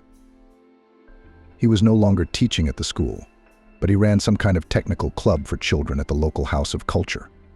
It was obvious that he adored his grandmother. He didn't hide it, didn't conceal it. Violet thought it was a little strange at the time. but Haley said she was just young and inexperienced. 6 months later, Grandma and Jordan decided to move in together. Violet and Haley were invited to visit Jordan's house so they could be assured that Grandma would live in decent conditions. The house was really quite nice and even well maintained. Jordan could do everything himself, including the women's housework. "I'm putting my grandmother in good hands," Haley said. "I'll get to Grandma Jordan's," Haley answered Violet's question. "A good friend invited me to the cottage for New Year's Eve too, to be honest. I just wouldn't have gone if you'd stayed home. I'd rather be with you. I'll have a romantic New Year's Eve too. Maybe. So thank you. Daughter. Have fun in Moscow." Violet and her mom laughed together. "My mom is a great mom," Violet thought. "Deborah is jealous. You can't talk to her mother. You have to choose your words all the time. You can't say inappropriate things. One must always be decent. You have to live by the rules, even the rules your mom doesn't follow. She likes to say, 'When you're as old as me, you can do whatever you want.' A young girl should behave herself. Where does she get these outdated views? Nobody thinks like that anymore, just her. Your mom cares what you think and feel, and mine cares that no one can say anything bad about me. That's how we live. I could understand it if I were to be married to a millionaire or a sultan," Violet said. "Sultans are millionaires too." "Aha," continued Deborah, who was not easily diverted from her course. "So I say, there's no point in looking to public opinion. Nobody thinks about us, and in fact talk for 2 minutes and forget it. Everybody's busy living their own lives. I'm still in the habit of acting the way I used to, although I'm not under any illusions about meeting a millionaire. Casper, the owner of the hardware store in the basement, is probably my ceiling." Violet didn't hide from Deborah that she sympathized with poor Casper. He'd been a devoted admirer of her friend for almost 4 years, ever since he'd seen Deborah in a long dress at the prom she'd gone to with Violet. But while to someone like Violet's grandmother Casper was a decent, serious guy, and even a successful businessman, to Deborah he was plain, boring, and rude. But he didn't realize it, because although she argued with her mother, she behaved properly and didn't speak frankly. Violet went to Moscow for New Year's Eve, and she had never had a happier New Year. Not even in her childhood, when Max had shown her the capital on New Year's Day, and in the evening they had returned to his little studio and been alone. "I haven't made any friends here yet. I only work," Max said. "On weekends I either go to Violet's hometown or just relax and watch TV series if I'm too tired." Violet would wake up in the middle of the night and look over at him. They'll definitely have friends in Moscow when they start living together. They will make a very cozy life. It will be nice to visit them, she thought. Violet helped pick out presents for Max's mother and sister and for Tara, and she was also supposed to drive them. She was a little surprised that Max didn't want to go to his family's house by himself. "We could spend half the vacation in Moscow and half at home," Violet suggested. "Violet, I'm right here at home. What's there to do there? Where would you and I meet like this?" "I don't think we'd get to spend so many nights together," Max replied. "My mom and I aren't really close. If you've noticed, I love her, of course, but we don't have much to talk about. Mia likes to whine. She gave birth to Theru. No one forced her to, and now it's like it's someone else's fault that she's having a hard time. Of course I feel sorry for her, but feeling sorry makes you tired." "You're just tired." Violet hastened to justify him. She would find something to say to his mother and Mia. She would think of something to make them feel good. Everyone gets tired sometimes, even those closest to them. True, Violet couldn't remember her and her grandmother or her mother ever getting so tired of each other. But men must be different. Sometimes you have to leave them alone so they have time to miss you. She knows too little about that yet. "I wonder how Mom is doing when she wished them a Happy New Year." Her voice was carefree and happy. Tanya sometimes thought Mom was the same age as her Violet thought. The New Year's Eve festivities were over. The usual dark southern routine was back. The calendar hinted at spring, but they didn't believe in it. Max visited Violet and his family less often, in 2 weeks or even 3. Violet understood, or seemed to understand. But she was restless, anxious. Nights of wind, knocking on the windows, and insomnia. It seemed to Violet that it was bad news knocking at the house that was kept from her during the day. Weekends without Max seemed long and useless. Deborah had somehow become a little distant. She had her own things to do.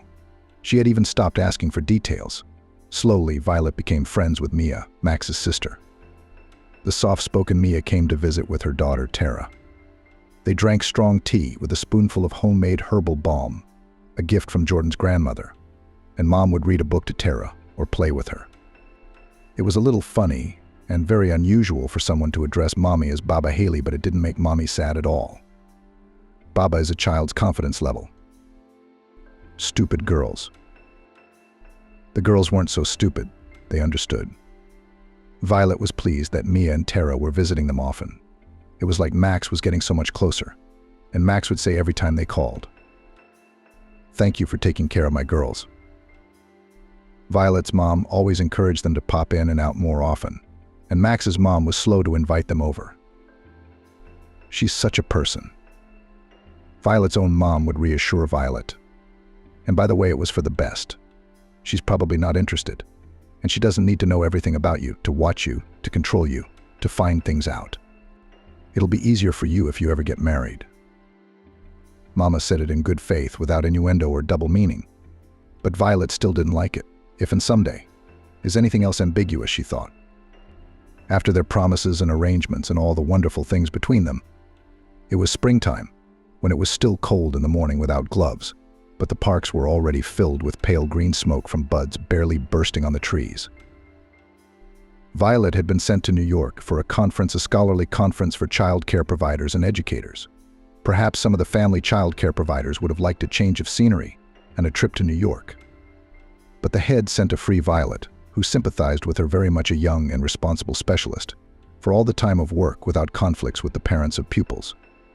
In addition, just and fiancé in New York, to see each other. Violet decided to go without calling as a surprise. They hadn't seen each other in over 2 weeks. A surprise visit would make her even happier. "Mia, please don't tell your brother I'm coming. I want to show up out of the blue, surprise him." Mia was silent, a little hesitant, and then asked, "Are you sure, Violet? Wouldn't it be better if we warned him? Do you think your brother would be angry if he saw me? He's the one who keeps saying he misses me. I don't ask him to." "Yes, you're right, don't mind him. Yes, you're right. As my mom likes to say, I'm just very attentive." The conference started on Monday, and Violet arrived in New York on Sunday night. It's a long way from the subway to Max's house. What about a cab? She had so many homemade pies and pickles with her, and she wanted to take a little breather from the road and look pretty for Max. Violet paid the driver and got out of the cab at the corner of the house. There were roadworks, patches on the asphalt, and she had to walk a little. At Max's front door, a couple was saying goodbye. A girl in a light, unseasonable mini dress and a half coat thrown over her shoulders. She had shoulder-length, pearlescent white, thick hair. She tiptoed and kissed the lips of a young man who lightly put his arm around her waist. The girl broke the kiss, but continued to stare at her companion. It was Max, slightly wrinkled and pleased with himself. "Should I say hello to you in your chicken net?" Violet heard a familiar voice, playfully melodic, almost flawless. What is she doing here? Deborah laughed softly, turned away from Max and faced Violet. One goes away and another comes, she said, not confused. But she didn't wait for an answer. Deborah walked away at what Violet and her mother called an underground pace. She had known her friend too long and too well. She was convinced that Violet would not follow her, would not be able to move. Violet's travel bags froze in her hands. She had to at least put them on the pavement to shake them off, but her fingers wouldn't bend, wouldn't obey. Max, as if nothing had happened, took hold of the handles of the bags and pulled them towards himself. "Give them to me, and let's go home." Violet followed him obediently, as if in a fog. In the elevator, she stood looking at her feet or in the corner. She couldn't raise her eyes to Max, as if she were afraid of seeing someone else entirely. In the apartment, she sat down on the edge of a chair by the table, with her back to the disassembled sofa. "Bunny, I didn't realize you were such a child as your charges in the younger group, Max addressed her condescendingly. It's not like you and I are pure physiology at all. We rarely see each other. I'm a healthy man, and I have needs. I was sure you understood that, and wouldn't come unannounced so as not to embarrass me and yourself. I would never have let you run into each other here if I had known. I am not afraid of your coming unannounced at any time, Violet replied. That's why I'm marrying you. You have all the qualities of a good husband.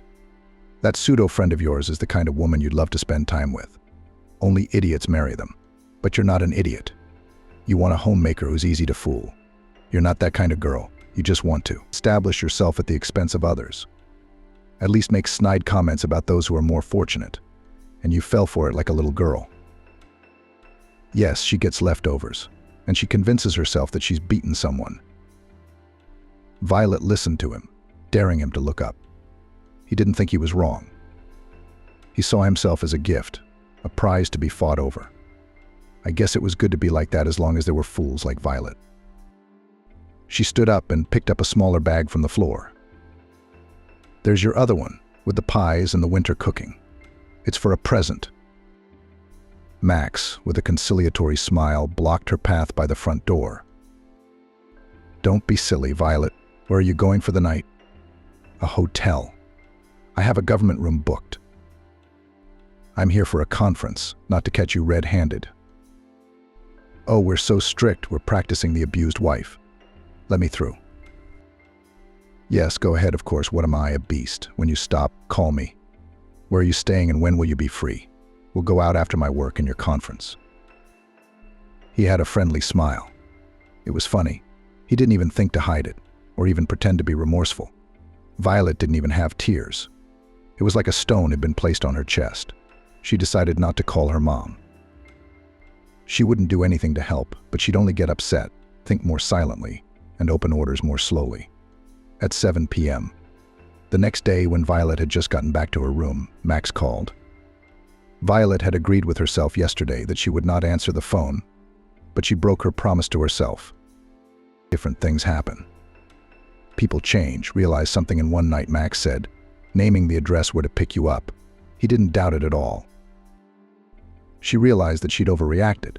People don't change, you just get to know them better over time. But maybe he was only pretending to be so cynical. If he didn't care about Violet, he wouldn't have called. Now he'd take the opportunity to get rid of his annoying girlfriend? Why all the emails and cards, the calls, the gifts, the introductions to families? I mean, he loved her. She couldn't be wrong. She wasn't some gorgeous, unapproachable socialite to conquer her just out of ego. So she does love her. She just didn't know how to express it the way she wanted to. Max arrived quickly, brought a bouquet of white lilies, suggested going to the premiere of the comedy. He was the same as he'd always been before, joking confidently, opening the door in a friendly manner. Violet wondered if he was pretending, or if he really didn't see that she was frozen or petrified. Now he was laughing quietly at the movie, enjoying the evening. Violet didn't care much about what was happening on the screen or around her. Shall we go home? He suggested after the movie. Let's order delivery for dinner, a bottle of wine. Violet was silent. She remembered Nancy. The front door, the bed. I can't go there yet. You know it hurts.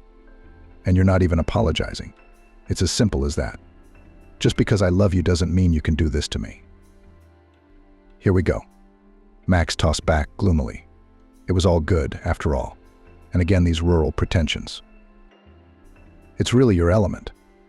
Kindergarten, you guessed the profession, said Max. He turned and walked slowly back to the car. Violet barely restrained herself from rushing after him. She was afraid. Even his back showed that he might be gone for good, and she couldn't do anything about it. She can't hold him back, make him regret what he's done and apologize. She can't do anything, she's inept. Deborah was right. The third day of the conference was over. Violet was going home. Max never called. It was a good thing Mia's mom didn't call her, not to alarm her, but texted her on Messenger. It was easier to reply there that everything was fine. You can't hear the voice in the text. Before the train, Violet stopped to buy a small gift for Tara and went to the station. Only settled on a side shelf, slowly floated past the platform. The bell rang. Max ran into the vestibule, tripping over other people's legs stretched out into the passage, as if he couldn't answer it in the car. I thought it would be better to talk to you directly, so that there would be no misunderstandings, so that you wouldn't make up unnecessary things for yourself. Max's voice sounded soft and almost indifferent. For some reason, Violet remembered the Methodist at the conference, tired from the speech and the buffet. You and I shouldn't be in a relationship. I was wrong, I admit it. We're not right for each other. You're over-dramatizing life. You can get tired of it quickly. We'd both get bored. If I'm feeling it now, you know there's no point. You can keep the presents. Be happy. Say hello to mine. I'll stop by sometime. He said that, and then he dropped the call. That's what it's called, dropping it. That's Mom's calm, sad expression, Violet thought. I know Mom well. You knew this was going to happen, and you never said anything to me once. I'm like an old crow that just crows. I didn't like Max too much, but my opinion is my opinion. I'm entitled to be wrong, and I'm not rarely wrong. And why would I want to ruin the best moments of your life? Said Mia. It was good, wasn't it? Violet exhaled. Well, then, everything's fine. There's nothing to regret. It was, and it will be. Not with him. Do all men look at it that way? Why do I even want to be in a relationship? Come on, don't generalize, Mia said. They're just as different as we are. What loyalty isn't everyone's cup of tea. It's true. Things happen in life. I do not judge anyone for a long time, but a kind, decent person behaves differently. If his girlfriend, especially his fiancée, catches him with someone else. Of course, when he loves her. Perhaps even if he doesn't love her anymore, it's still different. And you realize that. Sometimes a guy's an incorrigible red tape, but he's a good man. And in Max's case, it's not the cheating that matters. It's how he behaved afterwards. You got rid of a piece of shit daughter. Well, that's something to celebrate, isn't it? You've lost track of her friends, Mom Violet sighed. We haven't even had a single fight. Seriously. Ever since we were kids, we've all trusted each other. And now, even if I wanted to, I couldn't trust her in the smallest things. It's not an accident. She came to LA to see him. It's deliberate. Stella won't want to be in a relationship with me after her brother and I broke up. She's not a friend. Deborah wasn't a friend. She was just a hitchhiker. People like that are friends when it suits them. Not when it doesn't, they'll take a boot to the head and move on. No one to regret either. Stella is not a stupid girl, though her mother and brother think otherwise. She'll figure out who she wants to hang out with. If she distances herself from you, it's because she's embarrassed about her brother. It happens to people with a conscience. Someone else did something nasty, shame on you. When you went to work, Mom, could you just jump from one topic to another? Violet was used to it, but sometimes she couldn't keep up with her mother's thinking. Monday. Today is my day off, and tomorrow is a work day. After the conference, let's go out of town for the weekend, and if I'm lucky, I won't even be sad. A friend with whom I met New Year's Eve has a dacha in a magical place, almost in the middle of the forest. There are snowdrops in the sunny meadows. Mom, you've never introduced me to your friends, Violet said. Is it something serious? Just a man with whom I will gladly introduce you. His name is Leslie, that is on passport Alexei. And serious, not serious, a little bit of everything. In any case, I'm welcome to visit with my daughter, or with my mom, or with Jordan, in addition. There's a dog and 2 ginger cats. Oranges, tangerines. Let's go. It was Max's first vacation. He was so lucky he was going on vacation alone, without his wife. His wife, having received an invitation to the wedding of a girlfriend in Los Angeles, was excited. She packed up and flew off. She picked up speed from the very doorstep and didn't even offer her husband company for the sake of decency. You should have asked me, Max said. And I shook my head. There will be ours, our yoga class. You're not interested. And I deserve a vacation and total relaxation. And I want to see a real California wedding, a California mother-in-law and all the other highlights. And you can make up for it by going somewhere else. Does Dad know you need a vacation? asked the wife and flew away happy and satisfied. It was even annoying that he's not jealous anymore. Letting her go on vacation alone, just to have fun without her husband. And after all, not so long lived together. Max married the daughter of the technical director of not the smallest company, in which he worked as a development engineer. They met at a summer corporate retreat, where employees could take one of their family members with them at will. There was a lot of people. Contests, fireworks, dancing to pops, all sorts of nonsense for the fun of office workers. But a bright, confident brunette approached him when he was bored at the bar on the open veranda. "What kind of cocktail would I like?" she asked. She wasn't exactly Max's type, but if she was showing interest, it was indecent to ignore the chance. Max ordered more cocktails, drinking potentially. "I'm going out for a quick minute," Roxy said after the dance. "Stay here, don't leave." "While your lady goes to powder her nose, I'll tell you something," came the mocking voice of Peter's colleague over my shoulder, "so that you do not particularly scatter.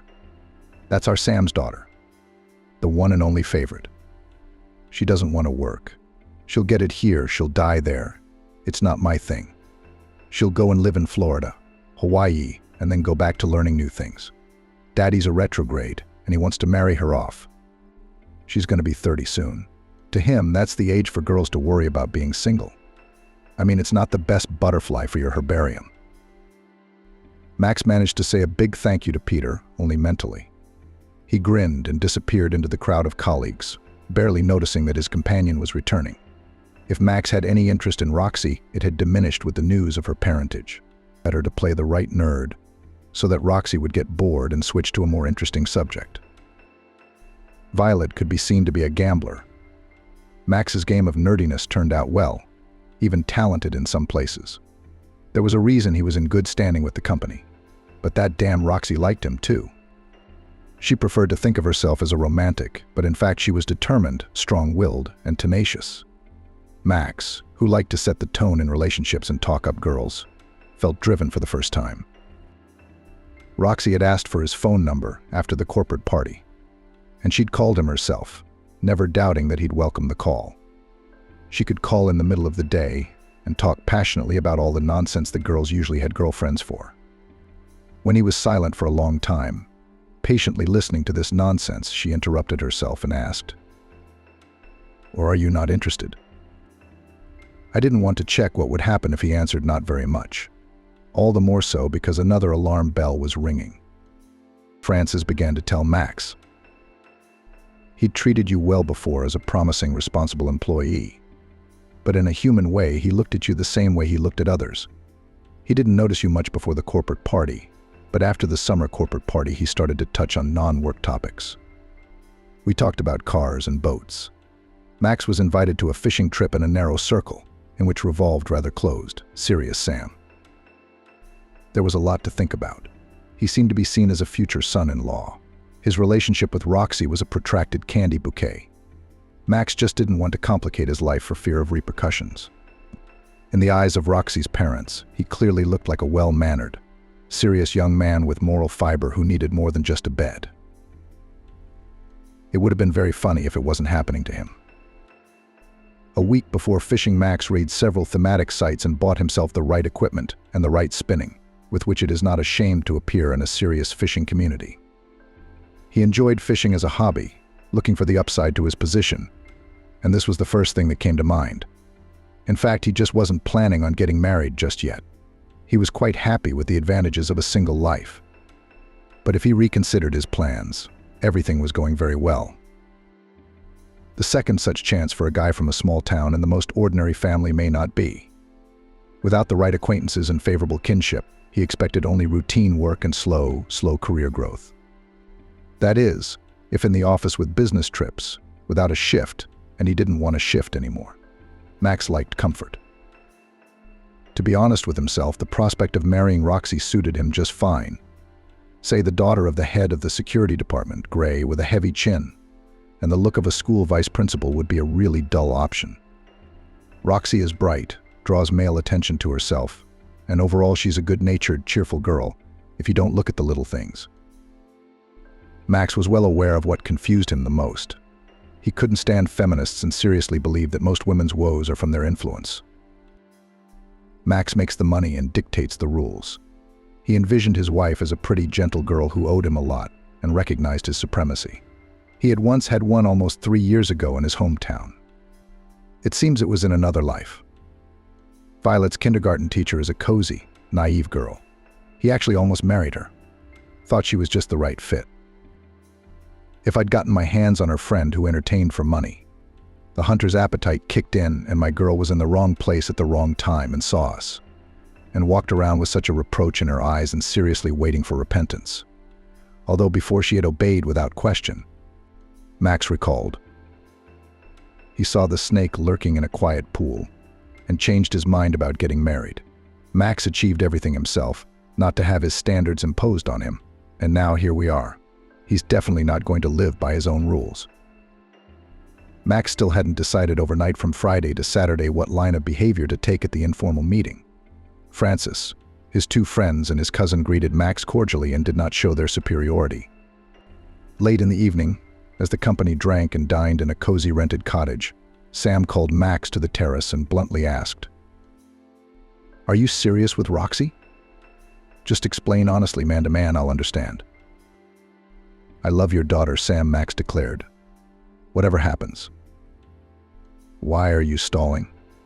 "She's waiting. It's just a fashion for girls to be independent. But they're really waiting for a man to take the initiative. You know that without me, you're not a boy anymore. I realize that I am not yet able to provide her with the standard of living to which she is accustomed." Max justified himself. "I'm afraid I'm not up to it. I don't want to look like a cunning provincial Alfonso. It's not for me.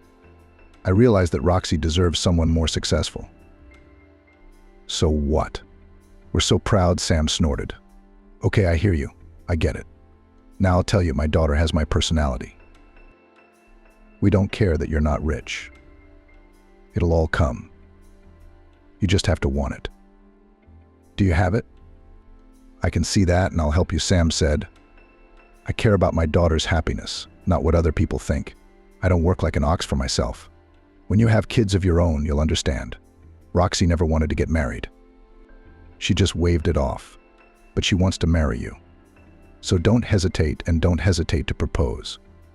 Your mother and I will throw you any kind of wedding you want. 300 people, or just the 2 of us in the Maldives. Thank you for your understanding, Sam. Just as long as everything works out," Max replied. And that's how Max got married. Olivia didn't want a big celebration. "Weddings are just for drunken guests and hackneyed plots," she said. Max was grateful to her. First, he was bored with crowded gatherings.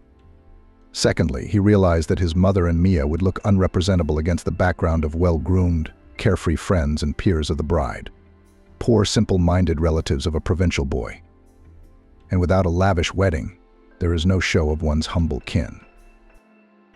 Max called home and announced that he was getting married. They will go on a wedding trip, and then sometime come to visit with gifts. Since then, Max never got around to stopping by, not even by himself. Mom came to visit a couple of times at their new apartment. She liked her daughter-in-law sociable, friendly, energetic. Son listens to her, and he is very much in favor of control.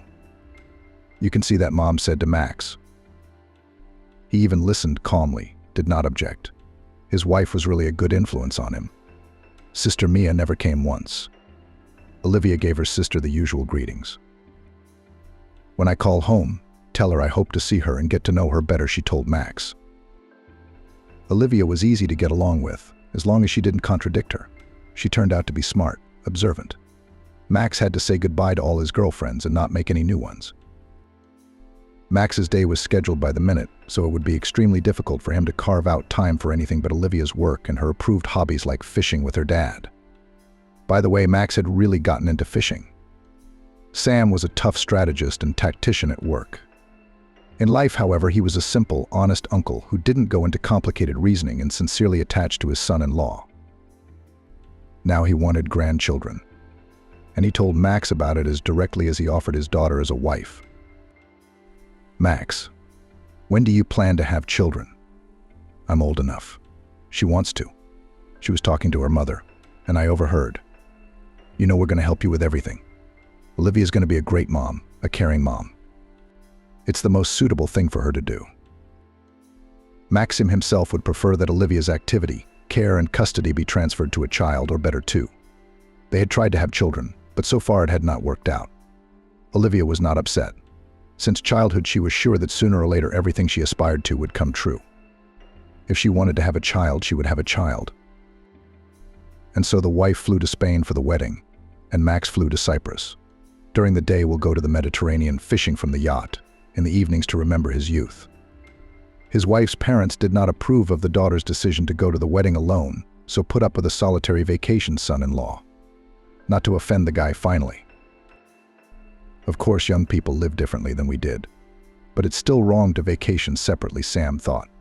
No, it's one thing to go fishing without women in a purely male group somewhere in the middle of nowhere.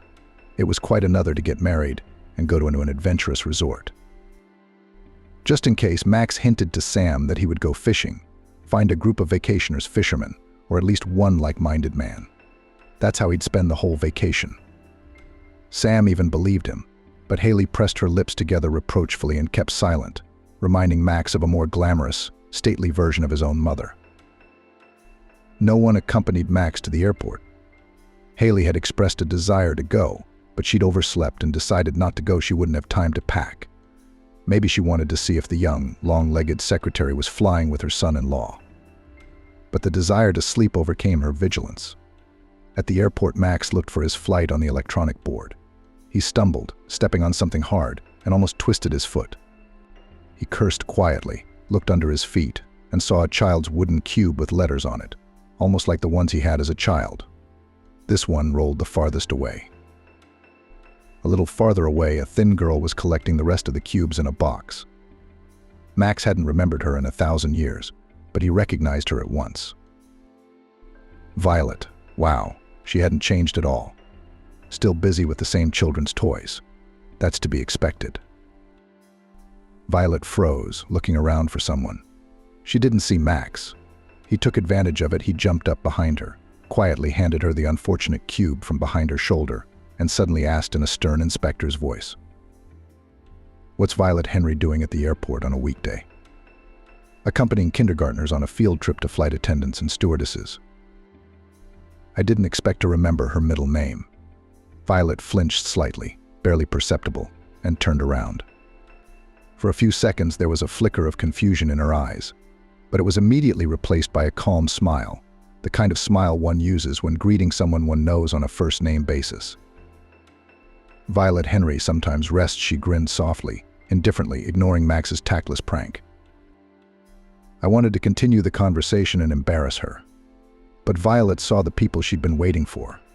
A little girl with a mop of brown curls and bright red sneakers was running toward her. She was followed by a cheerful girl and a schoolboy. "Mom, it's okay. We washed them all."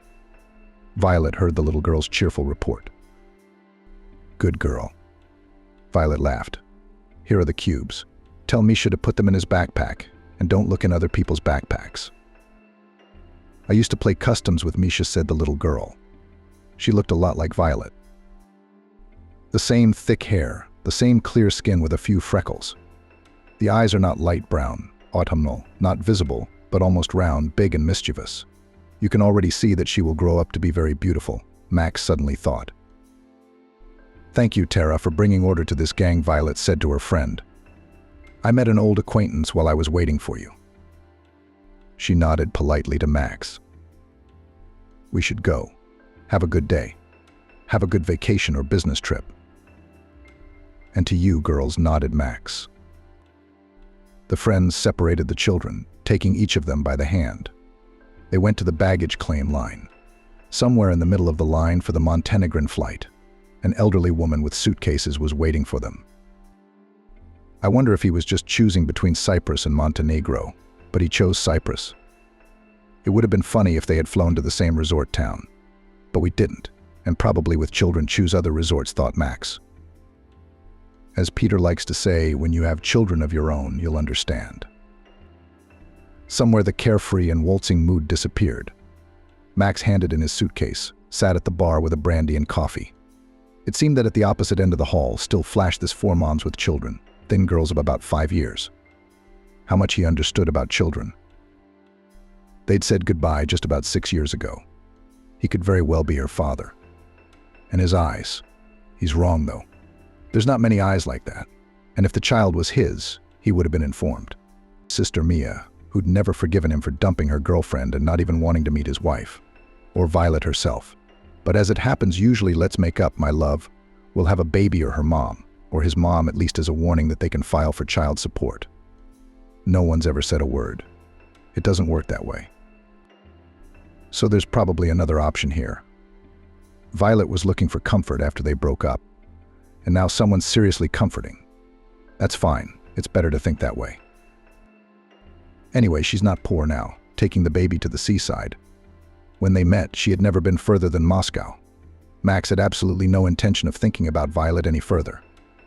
He tried to play a game to guess which of the spicy girls in his line of sight was flying to the same place as him. But the fortune teller wasn't distracting him, and there were no really interesting girls in sight, so he kept looking for the familiar silhouette. She had changed, after all. No, she didn't look older. Still the same as a freshman girl. Light, graceful, calm. There was a confidence about her, something else elusive that made her stand out. Yes, she'd always had good taste, but she didn't get to refine it very often anymore. And that wasn't likely to change. She should at least be able to enjoy her vacation. Olivia called from Spain several times a day, counting nighttime in case she had a nightmare or wanted to share her impressions immediately. To start an affair in such an environment, when at any time may come, seeing his wife's call, only to fray his nerves whether in Cyprus or Massachusetts. Max suddenly realized that he was really tired, and if he wasn't hanging out in a bar or on the beach, he was fishing. In the company of a quiet Yaroslavl uncle of advanced age. Uncle Sam. Max was even a little scared. That he likes such a vacation. Is he getting old? It seems very early for that. He returned to Moscow with fishing bikes for Peter, and the usual life continued. The next year, Olivia drove him crazy with her mood swings. They couldn't conceive. It got to the point where she decided to see a doctor. She hated going to the doctor, except for the dentist, and presented it as a sacrifice for beauty. Going to the gynecologist was even harder for her. Max waited doomedly for her to share the details, as was her habit, but he exhaled with relief. Olivia had suddenly stopped sharing, talking only to her mother. While she waited for the results of the tests, he remembered to give her the usual signs of attention and didn't ask her anything, as long as she left him alone. But one day she came, not looking like herself, fell back in the chair and said with a tremor in her voice, "I don't stand a chance." That's when Max rushed to comfort her, just as she had expected. He did feel a little sorry for her. She's not a bad girl. It wasn't fair that she was so unlucky. He said that doctors sometimes make mistakes, that they still hope and try. You know, all the things you're supposed to do in a case like this. He himself was not depressed. He had no burning desire to have children. To be honest, he didn't see the tragedy of life without them. The only fat disadvantage he saw was that without children, Olivia would have to guard and control him. In another year, Olivia, having consulted with her mom and dad, voiced to Max the decision they would adopt a child. More precisely, they would adopt a child. She wanted a girl. Max was used to show firmness, but from the fright remembered the past and answered categorically and adamantly. "No, don't even try to approach me with this proposal again. You have grown like a greenhouse flower. You don't know life. You have no idea what genes these rejects have. I don't have much faith in parenting when there's been 7 generations of marginalized people. No matter what you do, the genes will show up. No, and that's it." He was sure Olivia wouldn't leave him because of that. She loves him too much, and she'll whine from time to time. But he'd put up with that. He thought his marriage was pretty good, generally better than most. And in the deep autumn, a vaguely familiar melodic female voice called out to him in the mall. Max turned around. He didn't remember it once, but he did. A perky girl with a rare name, Deborah, who had once wanted to wrestle him away from his friend Violet. She'd really grown up. Pretty, classy, respectable. Looks like she's doing pretty well for herself. "Hello, Deborah. You look good," Max said. "Oh, come on, it's just a courtesy. I'm waiting for my girlfriend. I've already been through all the galleries twice. If you're not in a hurry, let's have coffee." "Why not? Let's do it." They sat down in the cafe. He only had coffee. Deborah had a cognac too. I'm fine. I don't drive. I'm not good at it. I'm not good at it. There are people like that. My husband drives me. It has its advantages, she said. It's convenient. Yes, you live in New York. Yeah, we moved here 5 years ago. It's good. Violet lives here too, by the way. Your ex-fiancé and my ex-girlfriend. I know that from my mom. I shouldn't have attacked you the other day. I just lost a good friend. But I'm okay with that. It's been a long time. Do you have a wife, kids, or are you a love tramp? Casanova. Wife, no kids. Not that I know of, anyway. He means you don't know much, said Deborah, without a trace of schadenfreude. You really don't know, or you just don't want to know. Max had already guessed what she was going to tell him. Here are our ears from you. Nancy's daughter has already started school. You'd have to be a principled daughter like Violet not to demand child support. I don't think that's my kid. I'd have my mother or sister tell me. Mother probably would if someone told her. Mia probably knows. But my friend told me not to say anything. When did you and Violet break up? She moved to New York a couple months later, got a job at a private daycare center. Some friend of her mom's, Aunt Haley, helped her out, and then she married him. Imagine that. And my mom has a friend. At our women's health clinic, she's the one who told me that Violet came to see them, and that Violet was pregnant. It's definitely your baby. When it comes to Violet, you can be sure. So Violet, Aunt Haley, they didn't say anything to anyone. It was just a quick getaway to New York. Violet left. She was born here, and she's still here. I don't know her address. I don't know her phone number. I don't know her address. I don't know her phone number. Bullet. Why are you telling me this now? I don't know. Someone should have told you. You decide whether you need this information or not. Deborah laughed quietly. Another 6 months passed and spring came. Roxy had lost weight from worry. Max had always thought thin women looked more attractive, but his wife didn't like thinness. She even forgot his categorical statement about adoption and kept asking, demanding, crying. But one day she met him from work soft, calm, and thoughtful. After dinner, she made them both a cocktail, sank quietly into a chair, and said, "You already have a child, so you don't want someone else's. You don't even ask where I went for 2 days. You're not interested. I went to your sister's. I've been wanting to meet her for a while, and I thought, why not now? They're both great. Your sister and your niece. I got it out of Mia that you had a kid. You know how hard it is to get rid of me. No, I'm not going to get hysterical. That was long before my time. On the contrary, I have a good thing to offer you. Don't laugh. I've given it a lot of thought, and it's a good thing. Why don't you meet my daughter? She'll come to visit us on weekends. We'll give her presents, support her financially. Just be friends. We'll have a kid in the house, and it won't be someone else's kid. I know there are cases like this. It's not uncommon for a girl to be friends with her stepmother. She's so pretty, your daughter. Mia showed me a picture of her, and she's very bright, like Mia says. She picks things up on the fly. Her mom's going to be so happy that they suddenly have support. Olivia, I found out 6 months ago by accident that I had a daughter. You may not believe it, but it's true. If her mom wanted my support, she wouldn't have kept me in the dark for so many years. She's a different kind of person. A little weird, Olivia said. Mia told me how you two broke up. She tried to keep the facts straight. I guess she felt sorry for me. It's not for me to judge you. I had 2 abortions when I was young. And now I'm childless. So it's not for me to moralize. If you're uncomfortable talking to your daughter's mom, I'll talk to her. Maybe it's better that way. I'll explain everything honestly. She'll understand. I'll be like Mia's aunt to Nancy. Olivia always thought you were a practical, sensible woman. At least a reasonable one. Where do you get these crazy ideas? Well, find yourself a hobby.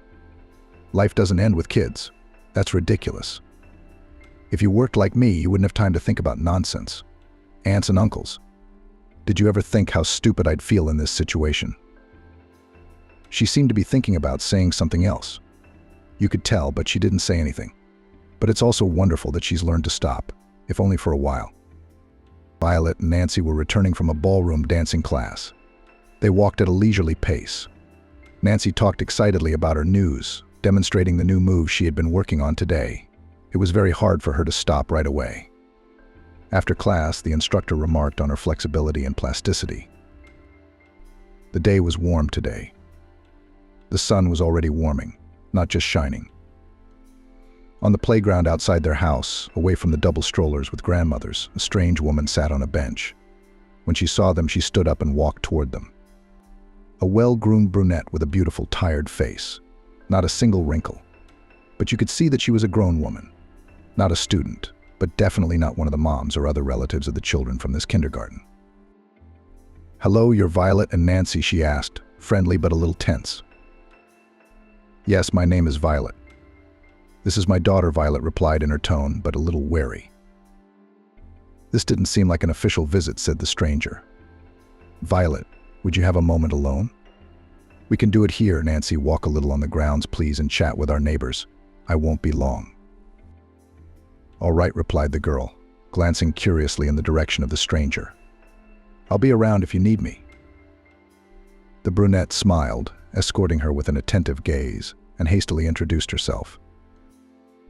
"My name is Olivia, and I'm Max's wife, Nancy's father." There was a brief, careful silence between them. Violet gently broke it first. "Okay, let's get acquainted. I won't even try to hide my bewilderment. Why do you need us? If we haven't threatened your family's budget so far, we won't. I realized that a long time ago. I didn't come to you for that reason at all. I wanted to ask you to let Nancy meet her father. Max has become so shy over the years that he needs a mediator." Violet laughed softly. If he suddenly wanted to communicate with his daughter, having learned of her existence, he would come himself. Especially since you're not happy to mediate in such a matter. I can see he hasn't changed. He's as indifferent to the woman as he ever was. I'm sorry, Olivia, no offense. Just the facts. Violet felt a strange sympathy for her new acquaintance. There was no hostility from Max's wife, no sense of superiority. She did not scrutinize Violet, did not evaluate her, did not compare her to herself. She just stared expectantly, thoughtfully choosing her words. "Violet, this is going to sound strange, but I'd love to have my husband's daughter in our home. I don't have children of my own. He doesn't want to foster one." Olivia was silent, pausing again to pick her words. "I think I understand. You don't need to explain further." Violet stopped her. "I'll tell you a platitude. Doctors sometimes make mistakes. I work in a kindergarten. I know many such stories. Every daycare center has a child whose mother thought she was infertile. Are you hoping for a chance? It helps a lot. What about Nancy? I'm getting married in a month, and for Nancy, my husband-to-be is her daddy. She doesn't even doubt it. She doesn't even doubt it. Me too, by the way," Violet continued. "Imagine if this were your child in your situation. What would you do?" Yeah, I'm not coming back. I apologize for the stupid idea, the wasted time. I'd have a very different conversation with me if I were you." "And I'm sure you'd understand," too, Violet replied. Olivia nodded. "Thank you." She turned and walked toward the parking lot, waving to Nancy as she went. And I was still feeling sorry for myself. At first, Violet thought, looking at her, though I was never as lonely as she was. Leslie won't arrive from her business trip until tomorrow. Nancy is already asleep, and Olivia and Nanny have one eye in the other. No, there's nothing to be afraid of course. Max wouldn't be coming. He didn't like to make things difficult for himself and hardly liked it when they broke up. Was Violet not lying about herself already? She was in love with a man she should stay away from in the first place. How could she have been so naive? She asked then, telling her mom. She wasn't even asking her mom. It was a question in space. But Mom answered, "If we were smart in love, mankind would have died out long ago." Convincingly, she answered. "So that doesn't speak to your personal stupidity. It's just the way things work. And I've had that. What do you think? See, I'm alive and enjoying life." I don't think I can ever really be happy about anything again, Violet was saying. I thought so too, answered Mother. The main thing is that you don't make yourself insincerely cheerful. If you want to wear mourning for love, wear it. It will end. You'll see. Maybe the psychologist would burn me at the stake, but I think so. Violet believed Mom. Mom was not only her own psychologist, but she was also a psychologist to others.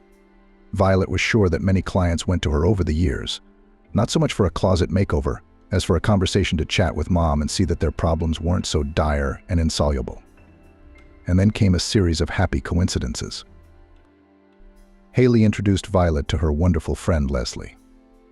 Leslie's older sister Sylvia turned out to be the head of a prestigious private daycare center in Los Angeles and was just visiting. She enticed Violet to join her. Even after learning of her pregnancy, Violet initially doubted how she would be alone in Los Angeles with a baby. Sylvia reassured her. Not alone. Think of us as family. Your mom and my brother are about to get married. I live alone in a big apartment. It just so happens, and I can't stand being alone. I'd love it if you'd keep me company. If things don't work out, you can always go home. Violet was a little hesitant, not ready to leave her mom, her little group. I spent the night wondering how she would feel at Sylvia's, she said. Her mom snapped at her with her opinion.